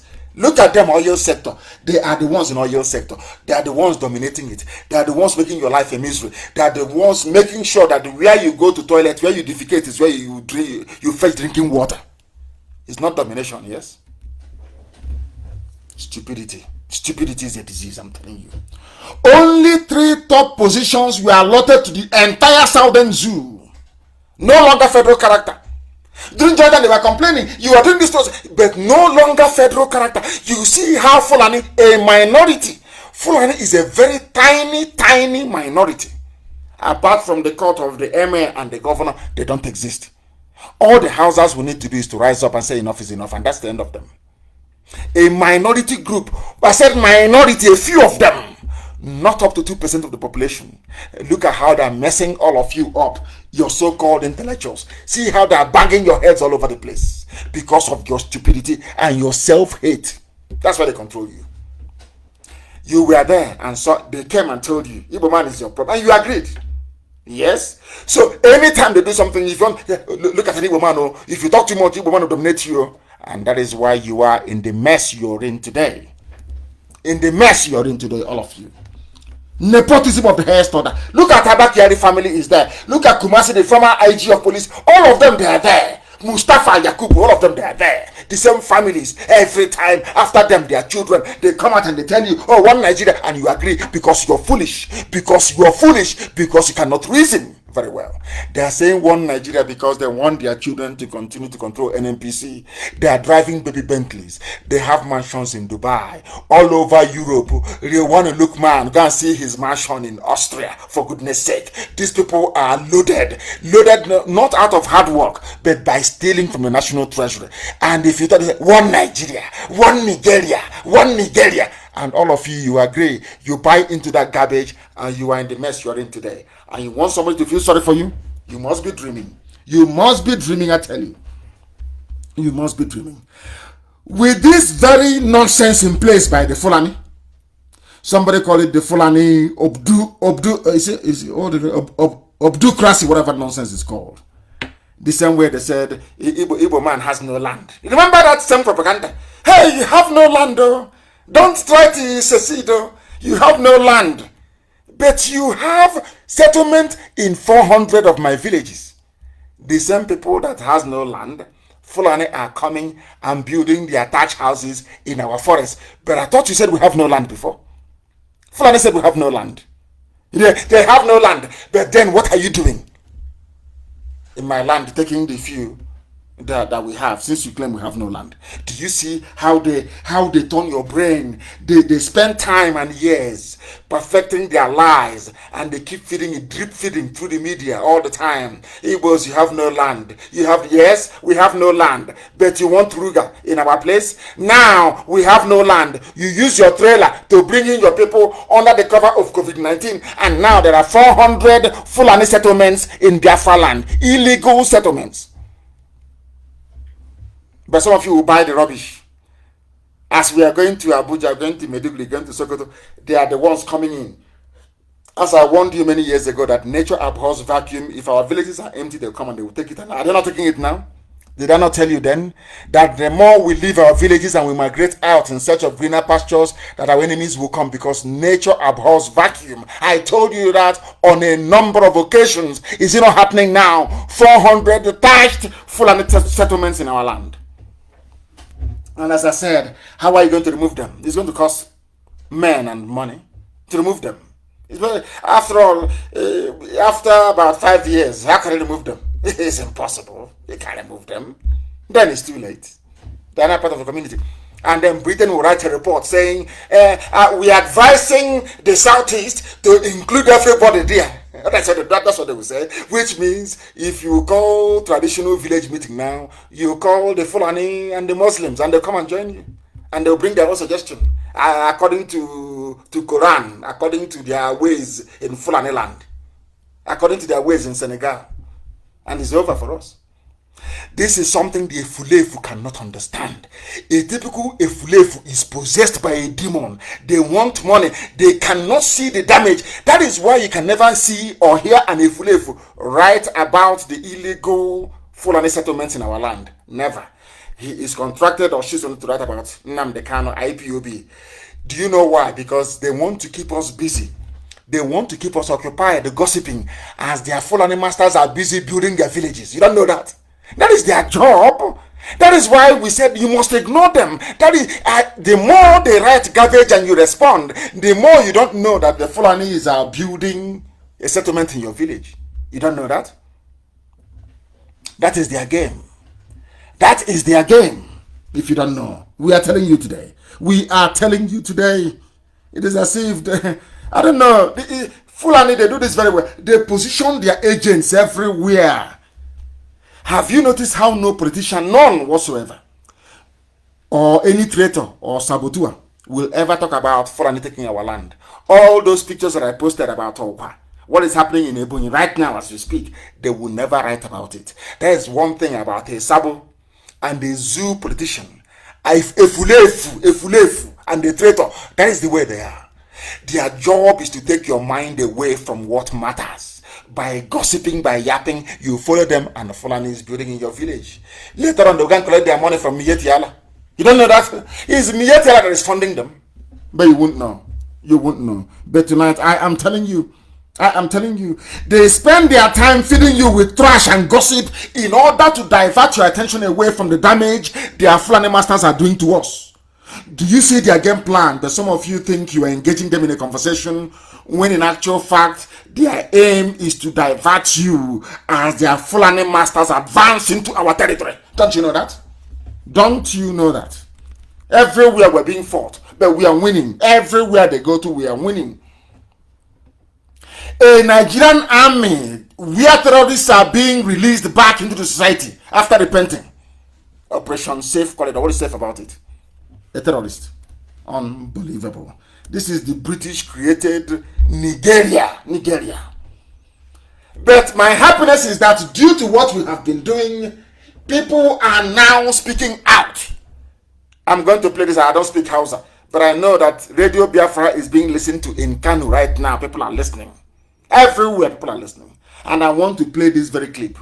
So that, and I will read out for you. Maybe I will play about a minute. And I will read out for you exactly what this man is saying. So you will understand that the zoo is in a mess and that people are now listening to us. Listen. Coronavirus ta kashe mu. Lassa fever ta kashe mu. Wane ne ya kashe mu? Sannan bayan wannan duk bai isa ba. Muna fama da talauci. Muna fama da rashin ruwan sha. Muna fama da karancin asibitoci da magunguna. Muna fama da duk wasu matsaloli waɗanda la tu'addu wa la tuhsa. Ba za su kirgu ba za su kidaddugu ba. A bar mu da talaucin mu mana. A bar mu da harkokin kasuwar mu samu taro kwabo mu ci abinci mu sha abin sha. A bar mu da karancin rashin ruwan sha da muke fama da shi a kasar mu. He is speaking Hausa language and I'll tell you what he's saying exactly. This man is saying, what is happening in Nigeria? He's asking, what is happening? There are so many troubles in this country and we are losing patience. This is an Hausa man. Day and night, there is no rest for the people. We are suffering too much. They keep lying to us about everything. As COVID-19 came, we are worse hit. Lassa fever came, same thing. We in the north are always at the receiving end. Every sickness that comes, we are the worst hit. When you try to contest the many lies, they will quickly use our religious leaders to calm us down. You see what they're doing? Janjaweed. And who are the religious leaders in the north? All Fulani, because an Hausa man cannot lead a prayer when there is a Fulani person there. Are you aware of that in a mosque? That is, people don't know that Hausas are living like slaves. Hausa people are more or less slaves. Forget that you may see them in the army or in the customs or whatever doing the bidding of the Fulani, because some of them don't know they are slaves. Ask any Hausa person you know. If we go to a mosque now to go and pray the Juma prayers on a Friday, and as a Fulani man there, will you lead the prayers? The same way that a Yoruba man cannot lead prayers in a mosque when there is a Hausa man there or a Fulani man there. It's given. Are you aware of that? he is saying they will use our religious leaders to calm us down. Now we are battling with poverty, no good drinking, as they are the ones looting billions. So the people that claim that they are their leaders are the ones looting billions. This Hausa man is telling you he's very upset. He's very, very upset. We have no drinking water. We have no water to bathe. No good health facility. No single drug in hospital. Hospitals are shut down. Nothing at all. We are tired and we must change our ways. Hausa man is speaking. Maybe a student of Radio Biafra. Who knows?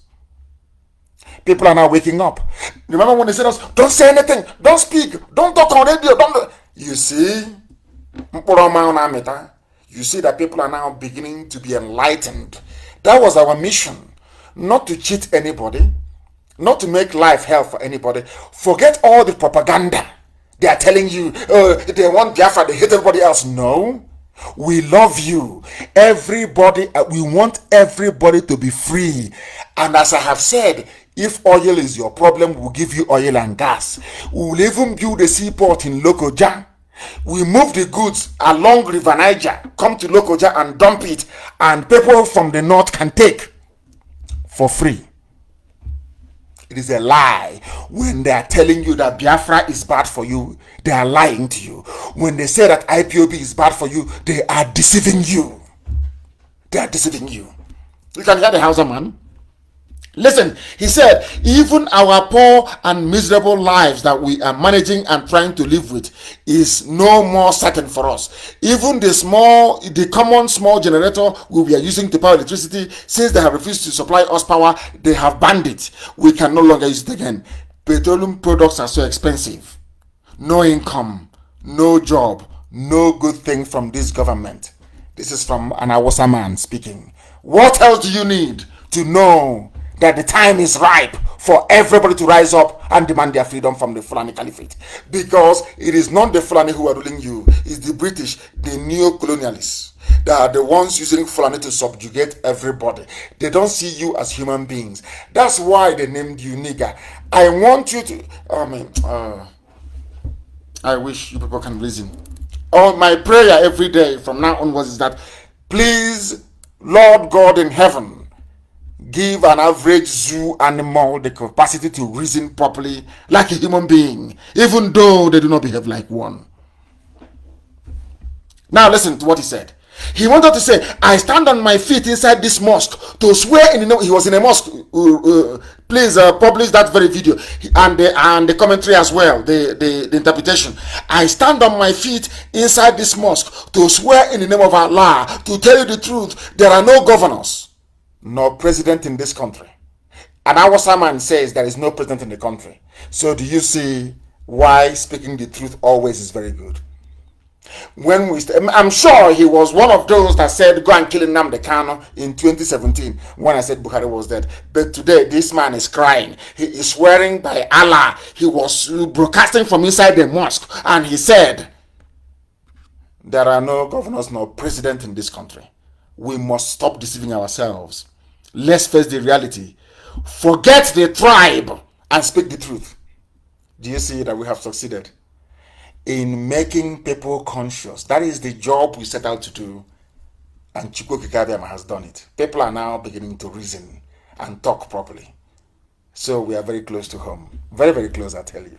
Once they realize, once an Hausa man realizes that his potential to attain economic greatness and social cohesion will not be threatened by an independent Biafra, believe you me, an Hausa man will seek his own. I want a nation called Hausa, because the Hausa people, they are ancient people as well, very old, with a civilization to be proud of. So also is Kanuri. I mean, can you believe coming into Africa and traveling to ancient lands the way it used to be before the white man came? You want to go to Hausa land, you want to go to Kanembrono land, you want to go to Dudua, you want to go to Biafra, you want to, Middle Belt have to look for a name that suits them. You want to go to TV land. These are ancient names that existed before the white man came. Can you imagine going to those places with such pride and such honor? That is what we are talking about. That is the thing that we are looking for people to be free.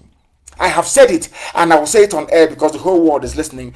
I will place the oil and gas of Biafra land at the disposal of every component ethnic group in the damnable Zoological Republic.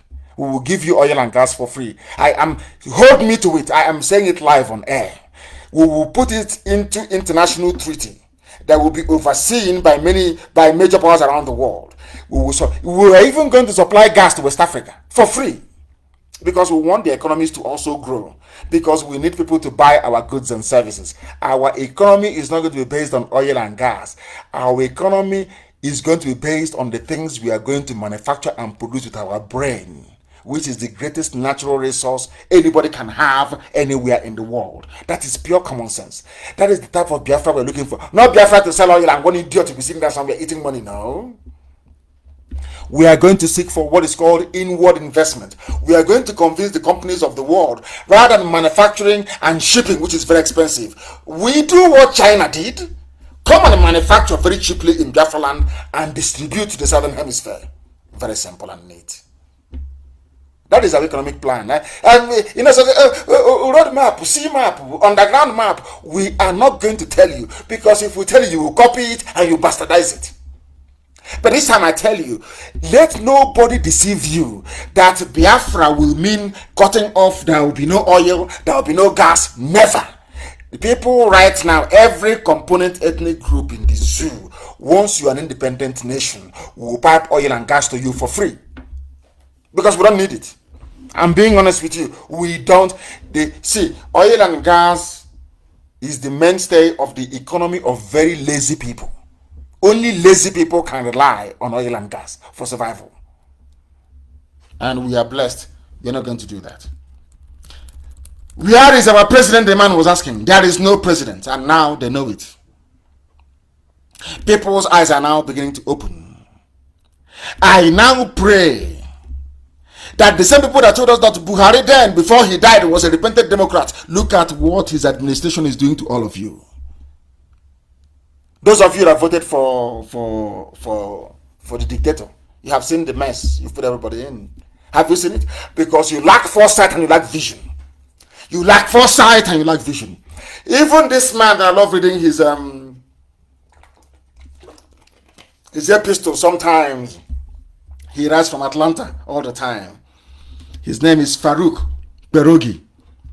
He wrote, he said, to be sure, I'm going to read some of the things that he wrote. Very, very interesting. He said, to be sure, there was never a time in Nigeria's history when corruption was an issue. Corruption has been there from day one, because that was how Britain built it. Britain built their zoo, Nigeria, and planted it on corruption by falsifying the census figures. So corruption is part and parcel of the zoo.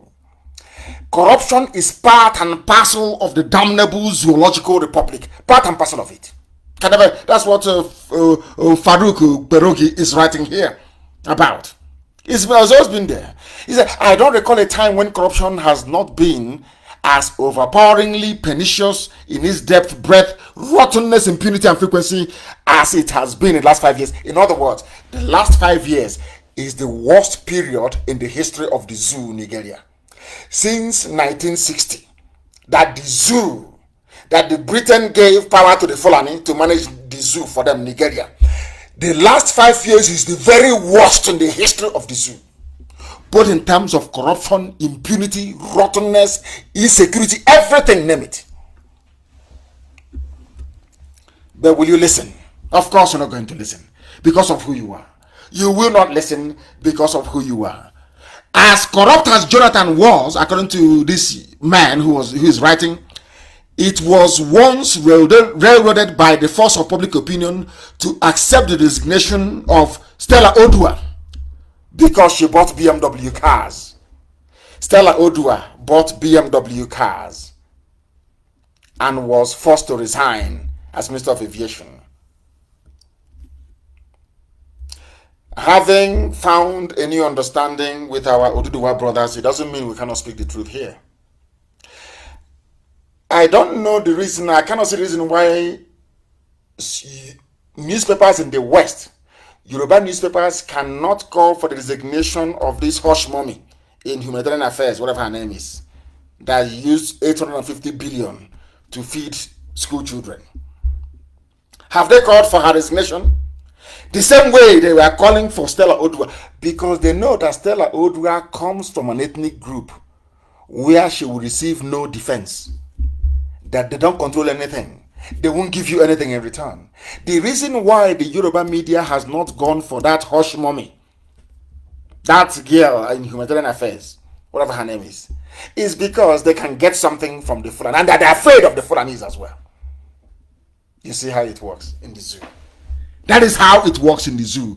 And that is why we must remain fearlessly glued to the truth all the time. I said fearlessly glued to the truth all the time. He said, do you know the funniest thing? He said, he didn't write this thing this year. He wrote this very column October 30th, 2017. But everything he wrote here is very, very pertinent today. They are very relevant today, this very day. Since 2017, nothing has changed.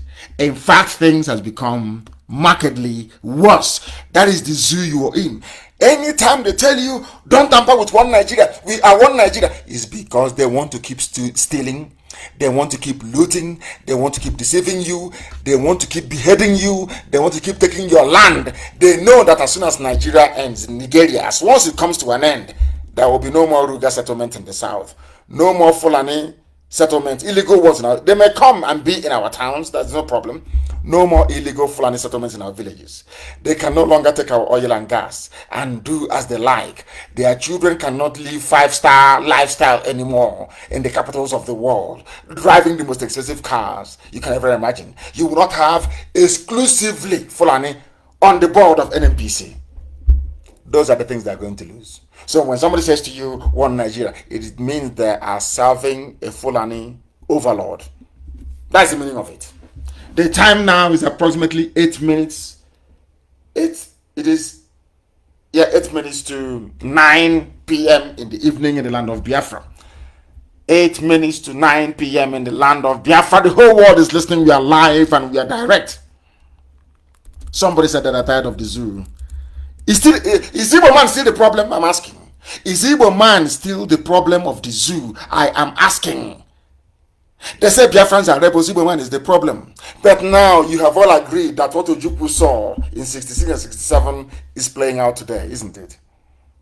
Can you not see it? Has it now occurred to all of you that the reason why there was a concerted effort to demonize the Igbo man is because the British and their Fulani house niggers, they know that it's only an Igbo man that can save the rest of you in the zoo called Nigeria. I'm saying it without any apology. Only an Igbo man can lead a revolution that will free everybody, the same way an Igbo man did in Haiti and across the Latin world, even in the USA itself. Is it now very clear to all of you? Is it now very clear to all of you? Those doubting Thomases, is it now very clear? The reason why they chose an Igbo man to demonize an Igbo man is to make your freedom impossible. To make, as they are killing you, as they are cheating you, as they are looting your treasury, they will keep saying to you, oh, an Igbo man is the problem. Igbo man is the problem. Have you seen it now? Even the houses are waking up. They are waking up. They are waking up. And my very happiness is that somebody wrote something very, very interesting, which I must read out to some of you. I think it's from Ronta Douglas. No, this is not from Ronta Douglas. Ronta Douglas is one I will try and read out later on. It is what somebody said regarding this so-called fake plot, so to speak. Fake plot. They said an Igbo man is coming to take our oil in the south. Somebody responded to them. A southern Biafran, so to speak, responded to them. And he was responding to a Fulani man. A Fulani man wrote, Biafra is Igbo plot to colonize South. And they know that there's nothing called South in this world. They know that South doesn't exist in any map, in any cardinal point. But that's them they gave them. South, and they're answering. And in fact, they have abandoned that one these days. North should not cry for us. Our brother is writing. His name is Donald Egbo. He a reply to somebody called Sage Ringim. And he said to him, Biafra is a plot by Igbos to colonize South Alhaji Sage Ringim. Now, Donadeko responded, North cannot speak for South. He who comes to equity must come with clean hands. He went on to say, Sir, I want to thank you for your concern about the welfare of the people of the South by exposing the plans of the Igbos to recolonize the region as if there was a time Igbos colonized anybody before. Do you see how education is in the zoo? Do you see how warped the minds of zoo people are? But we'll continue. But I'm worried about the sincerity of these your concerns. Because of these worries, let us dissect and carefully assess your statements of fear and concern in 4 segments, so as not to repeat the mistakes of 64, 66, 67 to 70 till date. In your carefully written letter or chat with journalists, as reported in national dailies yesterday, you clearly stated that Igbos want to, 1, that's IPOB. We want to seize the economic prospects of the minority ethnic nationality of the oil-rich region. So now he believes there are ethnic nationalities, no longer South. You see how clever they are. Now, he responded to Ringim. Ego said to Ringim, may I remind you that the economic prospect of the South is currently being seized and controlled by your people of the Northern Protectorate of Nigeria.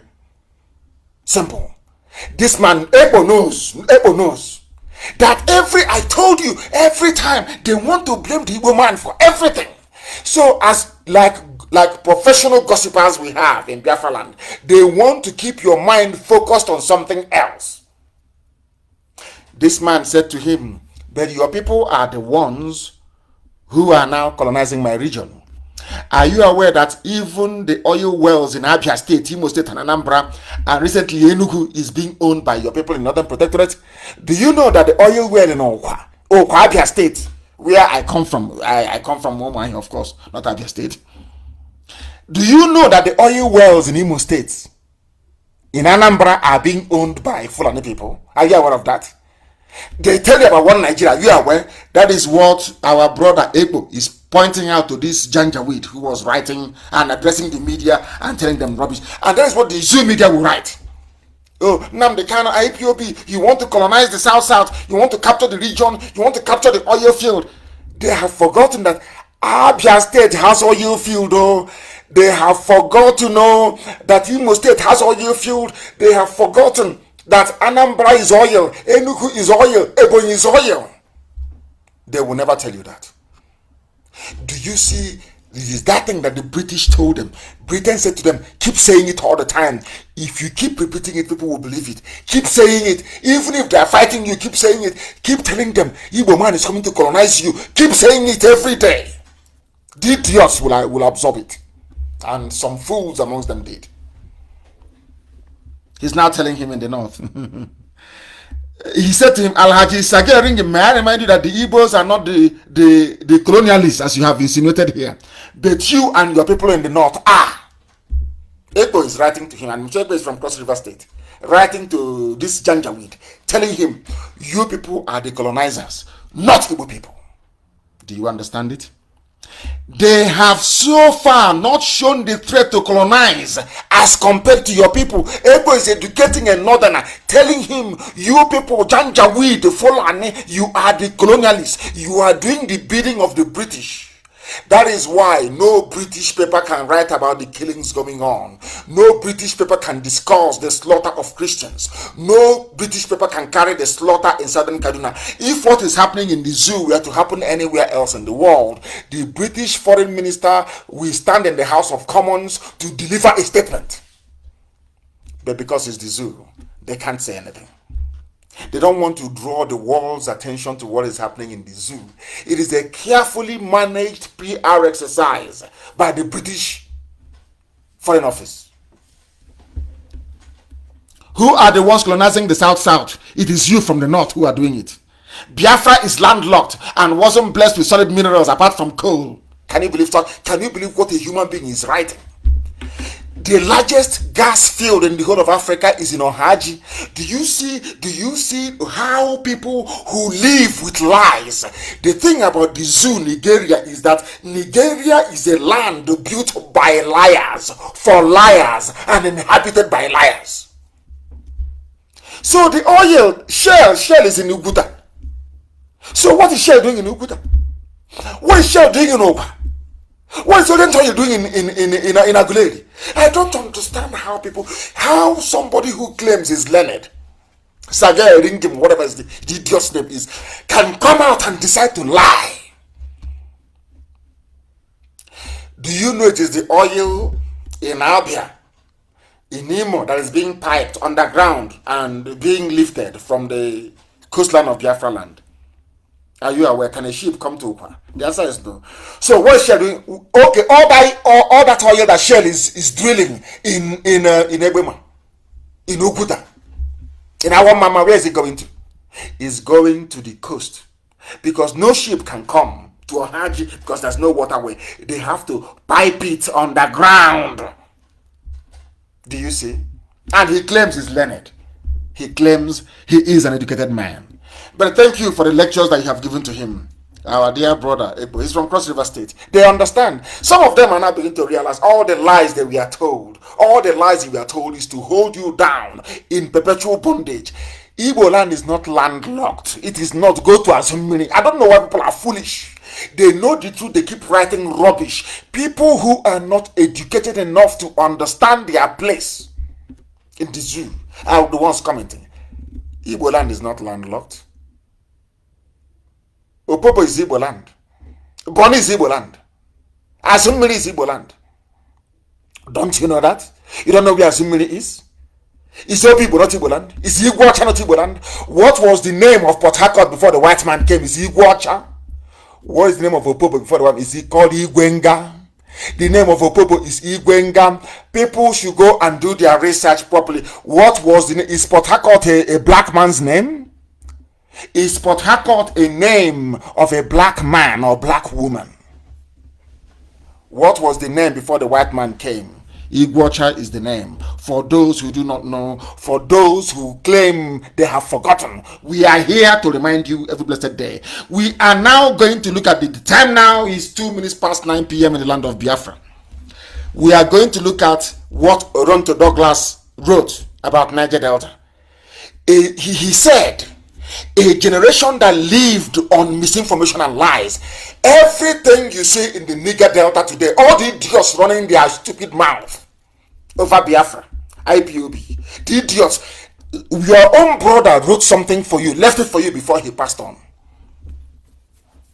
Now, this is about Niger Delta. Do you know what Douglas wrote? Oronto Douglas wrote and said, in 1955, in 1995 rather, when we were preparing for the National Constitutional Conference under General Sani Abacha, our elders in Niger Delta told us to look out for support of the North and perhaps the Southwest delegates when proceedings began. I told you before, they groomed them. These so-called Niger Delta people, South, and whatever rubbish that some of the idiots wish to call themselves.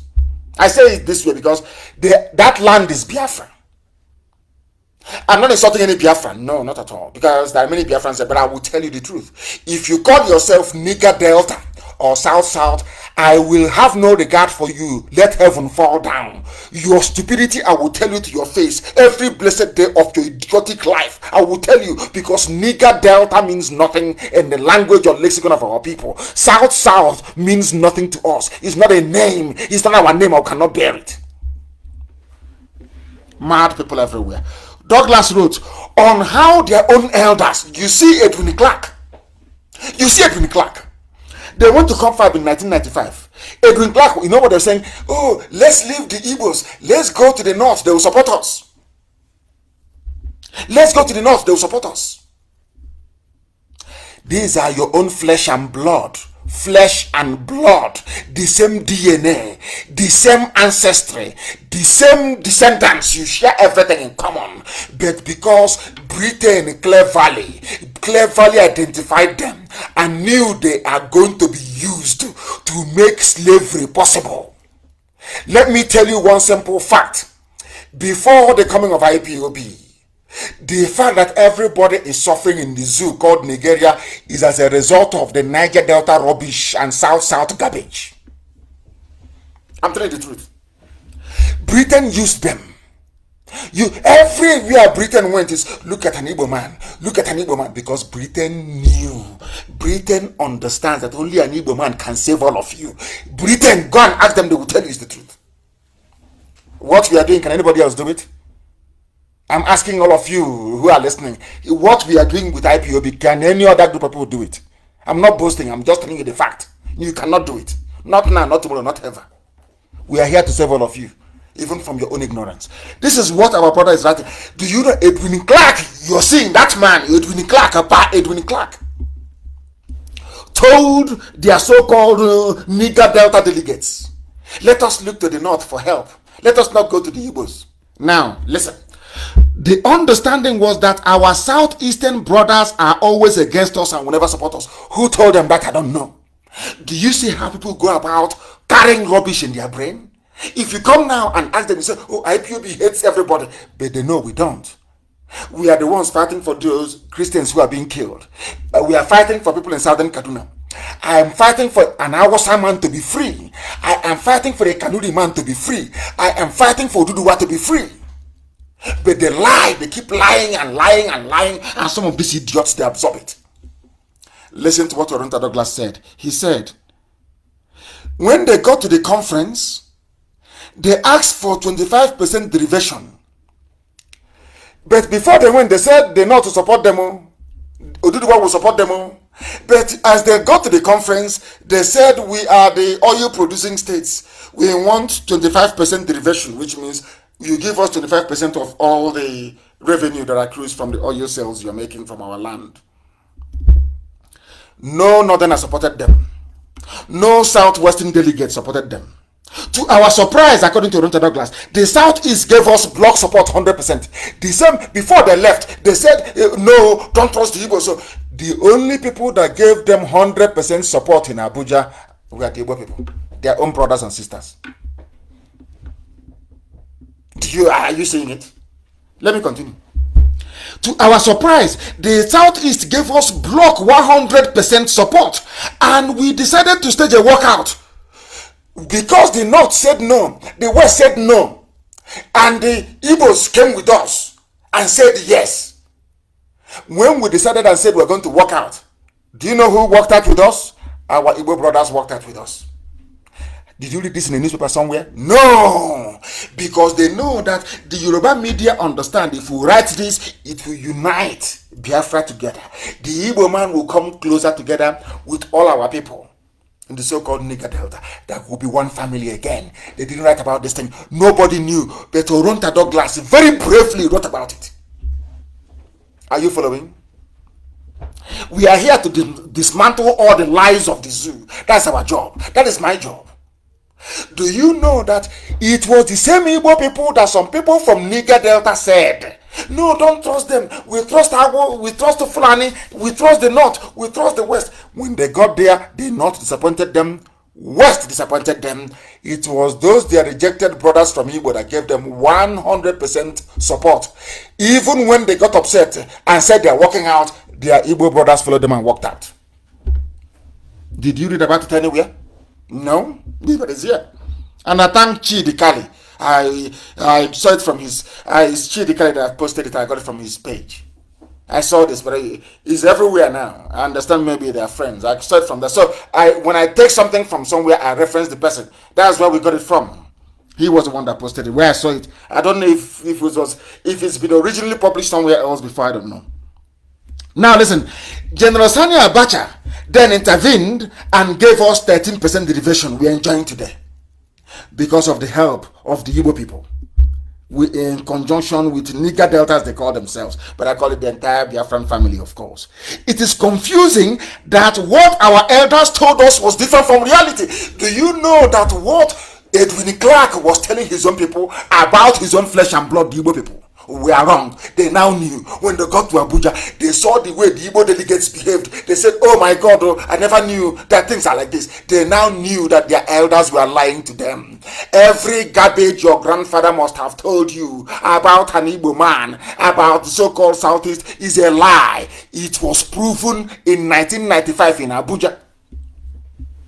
Proven beyond every reasonable doubt. It is a shame, isn't it?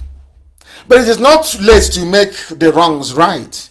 It is also great that the 1995 confab and Jonathan's government has shown that there is no way an Igbo man can hate his own flesh and blood, because Igbos and his own people, they are together in Okrika, together in Opobo, in Bonny. So how can you hate your own flesh and blood? It's not possible. It is not just possible. So no matter how hard they try, we cannot hate. You cannot hate yourself. It's impossible.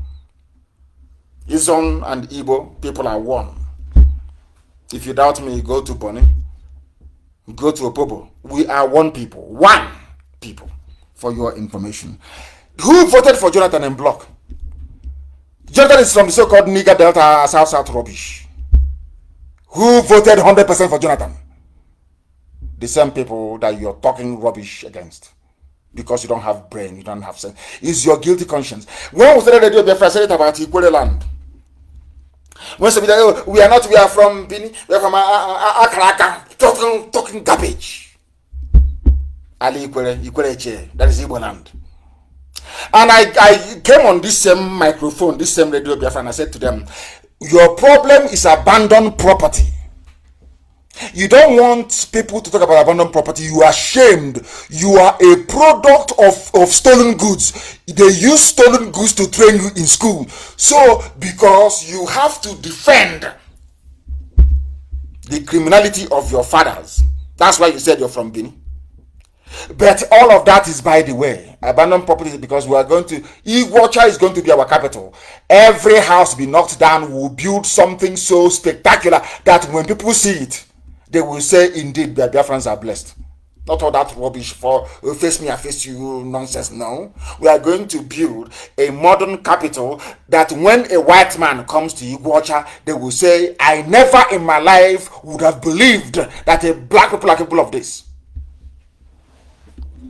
So take your inferiority complex elsewhere.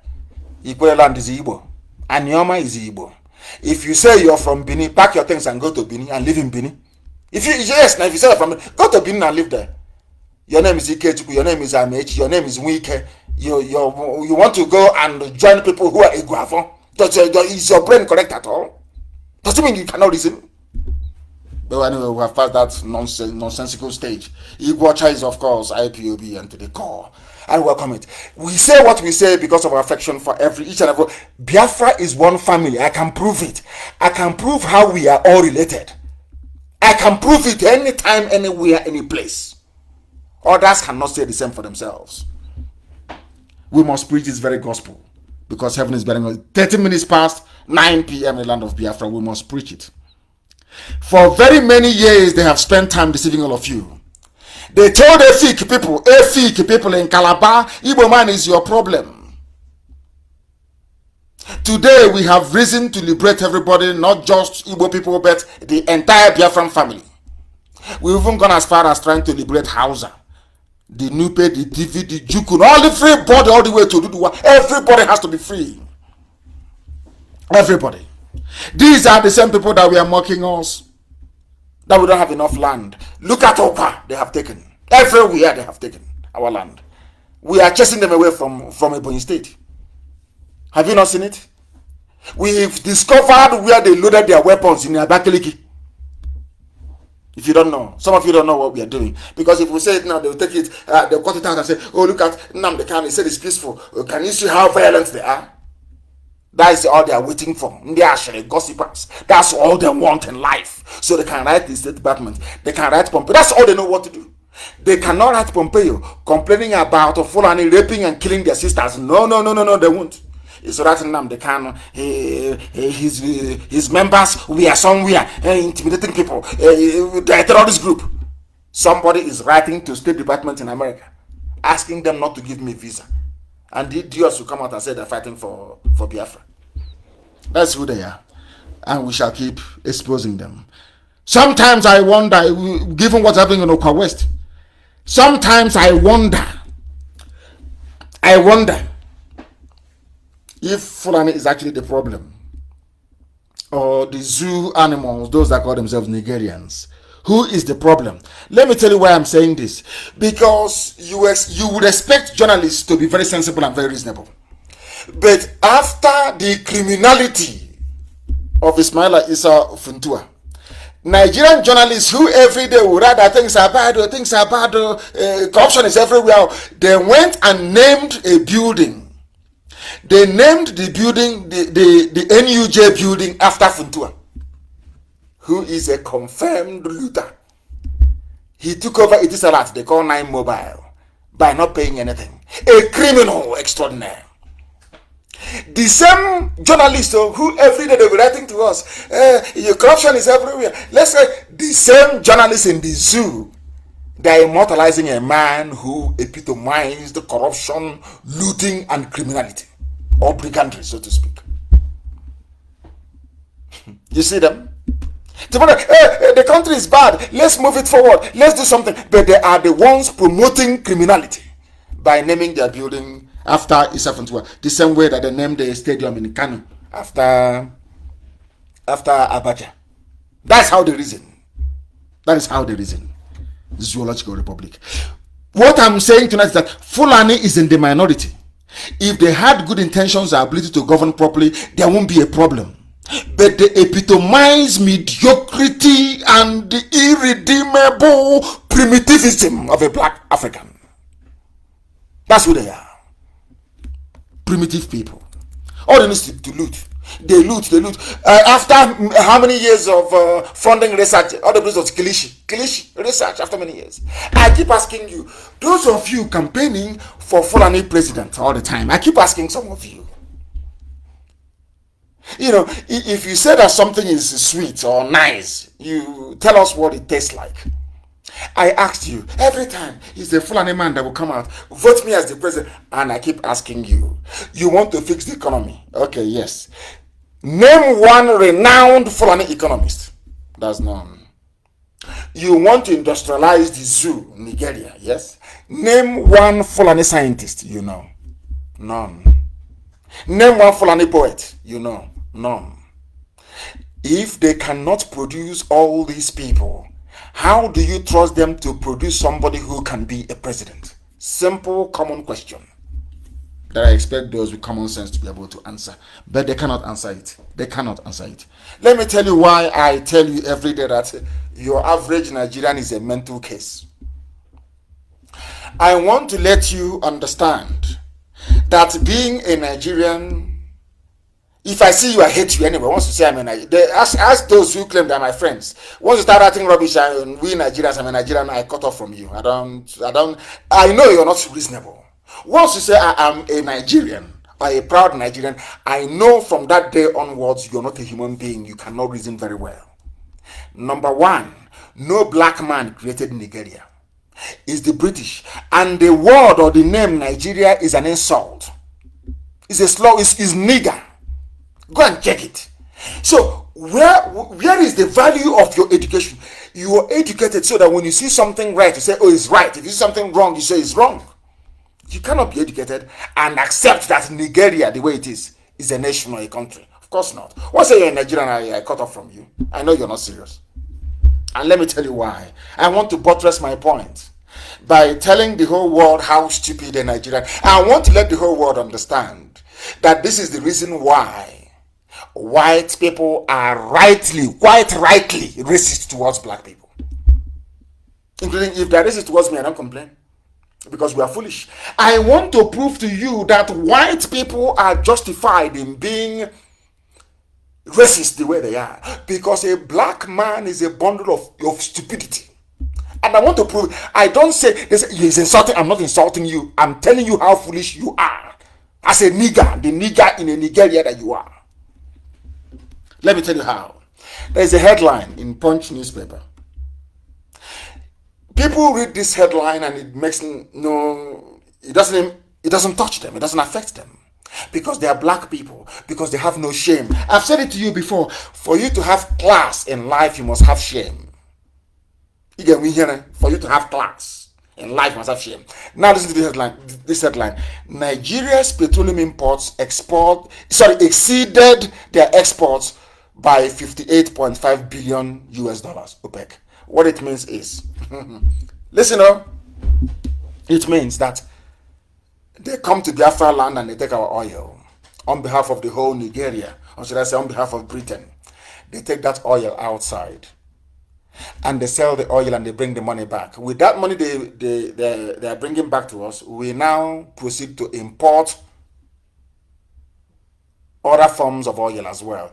We export crude oil. Crude oil contains everything. It contains engine oil, it contains paraffin, it contains kerosene, it contains aviation fuel, it contains plastics, everything in a crude oil is black, it's crude oil, it contains. So the meaning of refining is when you now begin to, from that same barrel of crude oil, you get kerosene. You get petrol, which is a premium spirit, motor spirit, the one you put in your vehicle, fuel. You will get diesel. You will get engine oil. You will get brake fluid. You get everything. Now, do you know what Nigerians are doing? They export crude oil. They now import kerosene separately, petrol separately, the one you put in your car. They import aviation fuel, the one you put in aeroplane separately. The one they call, is it paraffin or whatever it's called, separately. Engine oil separate. So you are selling a barrel of crude oil to a white man or to a refinery, which some of them own, which some of these Fulani people own in Equatorial Guinea and in Exeter, in England.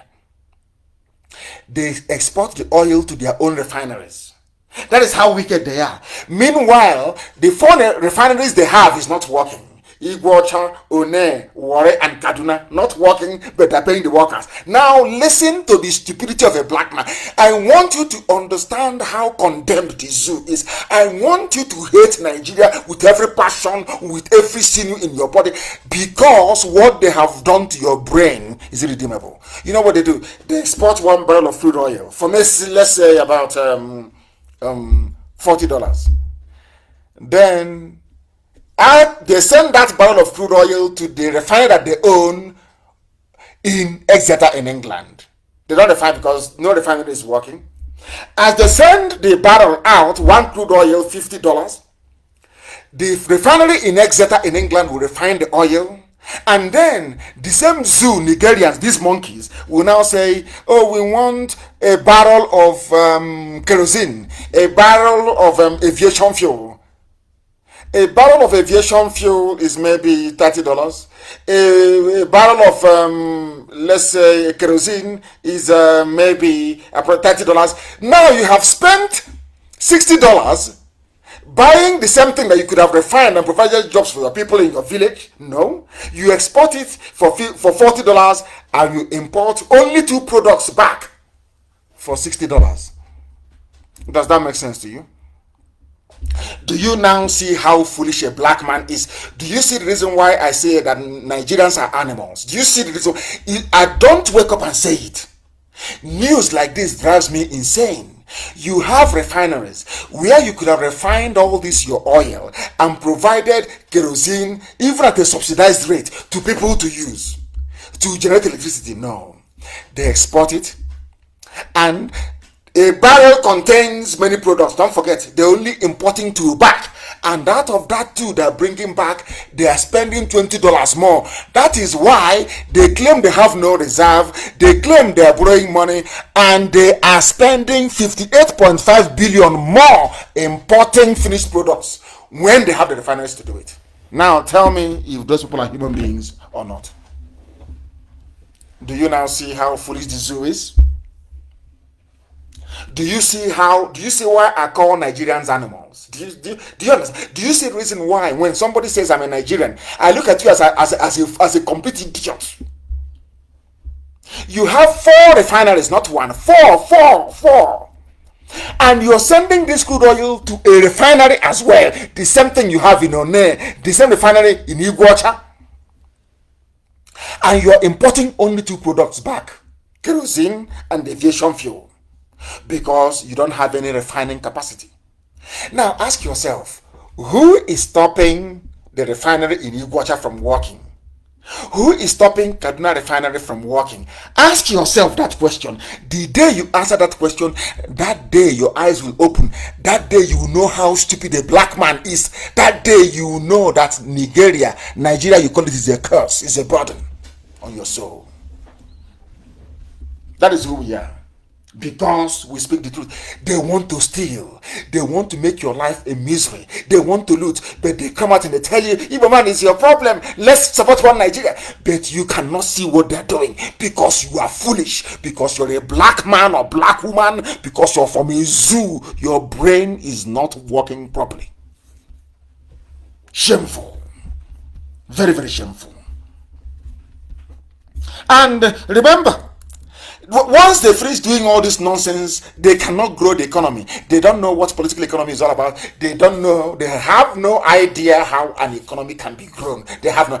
That is why, please, can you publish that picture of a bridge they commissioned in Adamawa? Osisi wood, ordinary wood, that a local capital can do. He said he built it for 10 million. And they had the temerity to put ribbon on it and to use scissors to cut the ribbon. People without, when a white man sees this, tell me why they will not kneel down on your neck and kill you. Because as I'm looking at this thing, I am hating these people the more. There is a level of stupidity that somebody will exhibit. You will know that that person is not fit to be called a human being. That's what that. Look at the bridge. Wooden, wood. Ordinary carpenter can do it. They said they spent 10 million naira. The wood they use there is not up to 20,000 naira wood. And labor. This very bridge will not cost up to 10,000 naira. But they said they spent 10 million. And the idiot had the temerity to put a ribbon on this wooden bridge and to use scissors to cut it, to declare it open. And people are clapping. He's an elite. He's a political leader. He is elite. These are the people that inhabit the zoo. And you're telling me I should belong in a country with such people? God punish all of you idiots. I will belong to a country with these idiots? You are insane. All of you are insane. Mad people everywhere. These UG black people as useless as ever. Where is Osibajo? Nobody can tell us where he is. This is somebody wrote, is Professor Sibajo and Jubril out Sudani, because there is no president, there is no direction, there is no economic policy, nothing. It's loot as much as you like. And if the army cannot contain you, we'll send terrorists to kill you. And you fools wake up in the zoo every blessed day thinking an Igbo man is your problem, or thinking that IPOB is your problem. That's how foolish some of you are. And I feel sorry for you. And they are now planning to borrow more money. But they are now going to borrow more money. As the loan they have collected, their debts have now hit 33 trillion. They want to borrow money. You borrow money. You sell crude oil. You go and import kerosene and PMS, premium motor spirit. Your petrol, you put in your car. You import diesel. And you borrow money. You export crude oil. Then you I don't understand the Chineke, but God forbid, but these are not human beings. These are not, you Nigerians, you're not human beings. Any Nigerian, anyway, they know, no idiot can come and say I'm a Nigerian. If you tell me I'll tell you you are told to piss off. You're an idiot. Look at you. You borrow money. Instead of you to refine petrol and export to people to make money, you export crude oil. It's not that you don't have the capacity to refine. You have 4 top refineries. They are not working. Somebody in Abuja said, please lock all of them up. They lock them up. You export crude oil. You go and borrow money from IMF to import kerosene, to import fuel. God forbid. God forbid. Zoo people. I am too upset. Let me bring this program to a close, honestly. I don't know. I can't. I've asked God, do you actually make black people like this or something happen? I don't know. Thank but we are we are useless, honestly speaking. Black people are useless. I'm just telling you the truth. If you like, you believe, if you like that, but we are useless. That is why you export crude oil and you import refined products. When you have refineries and you have the temerity to go to World Bank, to go to IMF, to borrow money to import something that you could produce at home. God forbid, you people. I have a few special announcements to make this very evening. I am warning our people that Fulani terrorists, in conjunction with the zoo, Fulani armed forces, have teamed up to take advantage of what transpired in Oba, to be launching surprise attacks on our volunteers in the name of cultism. Because I came on air and said that what happened in Oba, we are called. Do you know what I have done? The Nigerian police and Nigerian army have now teamed up with Miyeti Yala. In the evenings, they will take their machete in camouflage, civilian clothing. They go out and start attacking people and killing people. And if they say, oh, we are being caught. And that is why this very evening, as I've said before, that the zoo newspapers will not talk about it. The gossipers we have won't talk about it. But anytime we encounter them again, they attacked people in Obo. That was yesterday, if I'm not mistaken. People coming from burial. I am warning the British. I am warning Nigerian newspaper proprietors, because they write rubbish as usual. Anywhere we encounter people, Nigerian police claiming they are caught with machete to kill our people, we will kill them. I'm telling you this night, we will kill them. And I'm telling our volunteers, anywhere you encounter any idiot that attacks you or says they are doing cultism, kill that very person there and then. Let me go to America and justify it. Kill them. Tell them that's so. Kill that idiot. If they come to kill you, you kill them. It's called self-defense. Let me see the idiots that will speak against it.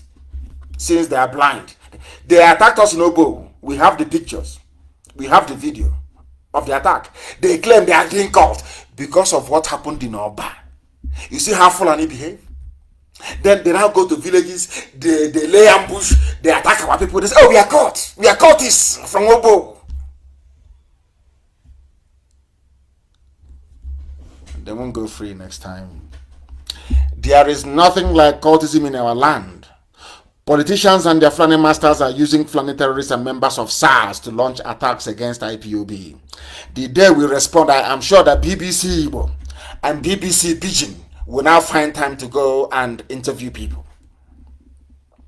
They will twist it to their own advantage in their mission to demonize IPOB. Now that we are being attacked, nobody's talking. Now we are being attacked indiscriminately, nobody's talking. I hope they understand that. They have been inflicting grievous bodily harm on our people in the name of cultism. The day we respond now, the idiots, their mouth to start popping like popcorn. But now, they won't see it. And I'm asking our volunteer command, anywhere, any village, where the Janjaweed, the Fulani police will go and hide and say, we are doing cultism to attack our people, you will find them that very night and you will kill all of them. That same night. Let me go to America and to EU to justify their death. Because this nonsense is too much. This is called self-defense. They can't keep killing us and we keep quiet. It's not just because they'll kill all of us now. It's not possible. We can't do that. Let them copy out. You know what they do in the zoo? They will now copy out this part of my speech and they will send it to foreign missions. But I will come back on Wednesday to repeat what I've just said. If you come to us in the name of cultism to attack us with machete to kill us, we will kill you. As simple as that. That thing that will happen in the year 2030, let it happen in 2020. What sort of rubbish is this? And thank you all for listening this very night. We have come to the end of our program. And as always, and without hesitation, with every affirmation and conviction that what we are doing is right, I state categorically, without any equivocation, that Biafra is indeed our religion. Here on radio, Biafra is where we worship, because Elohim Chukwu Okike Abiyama is our God. from me, from here, good evening.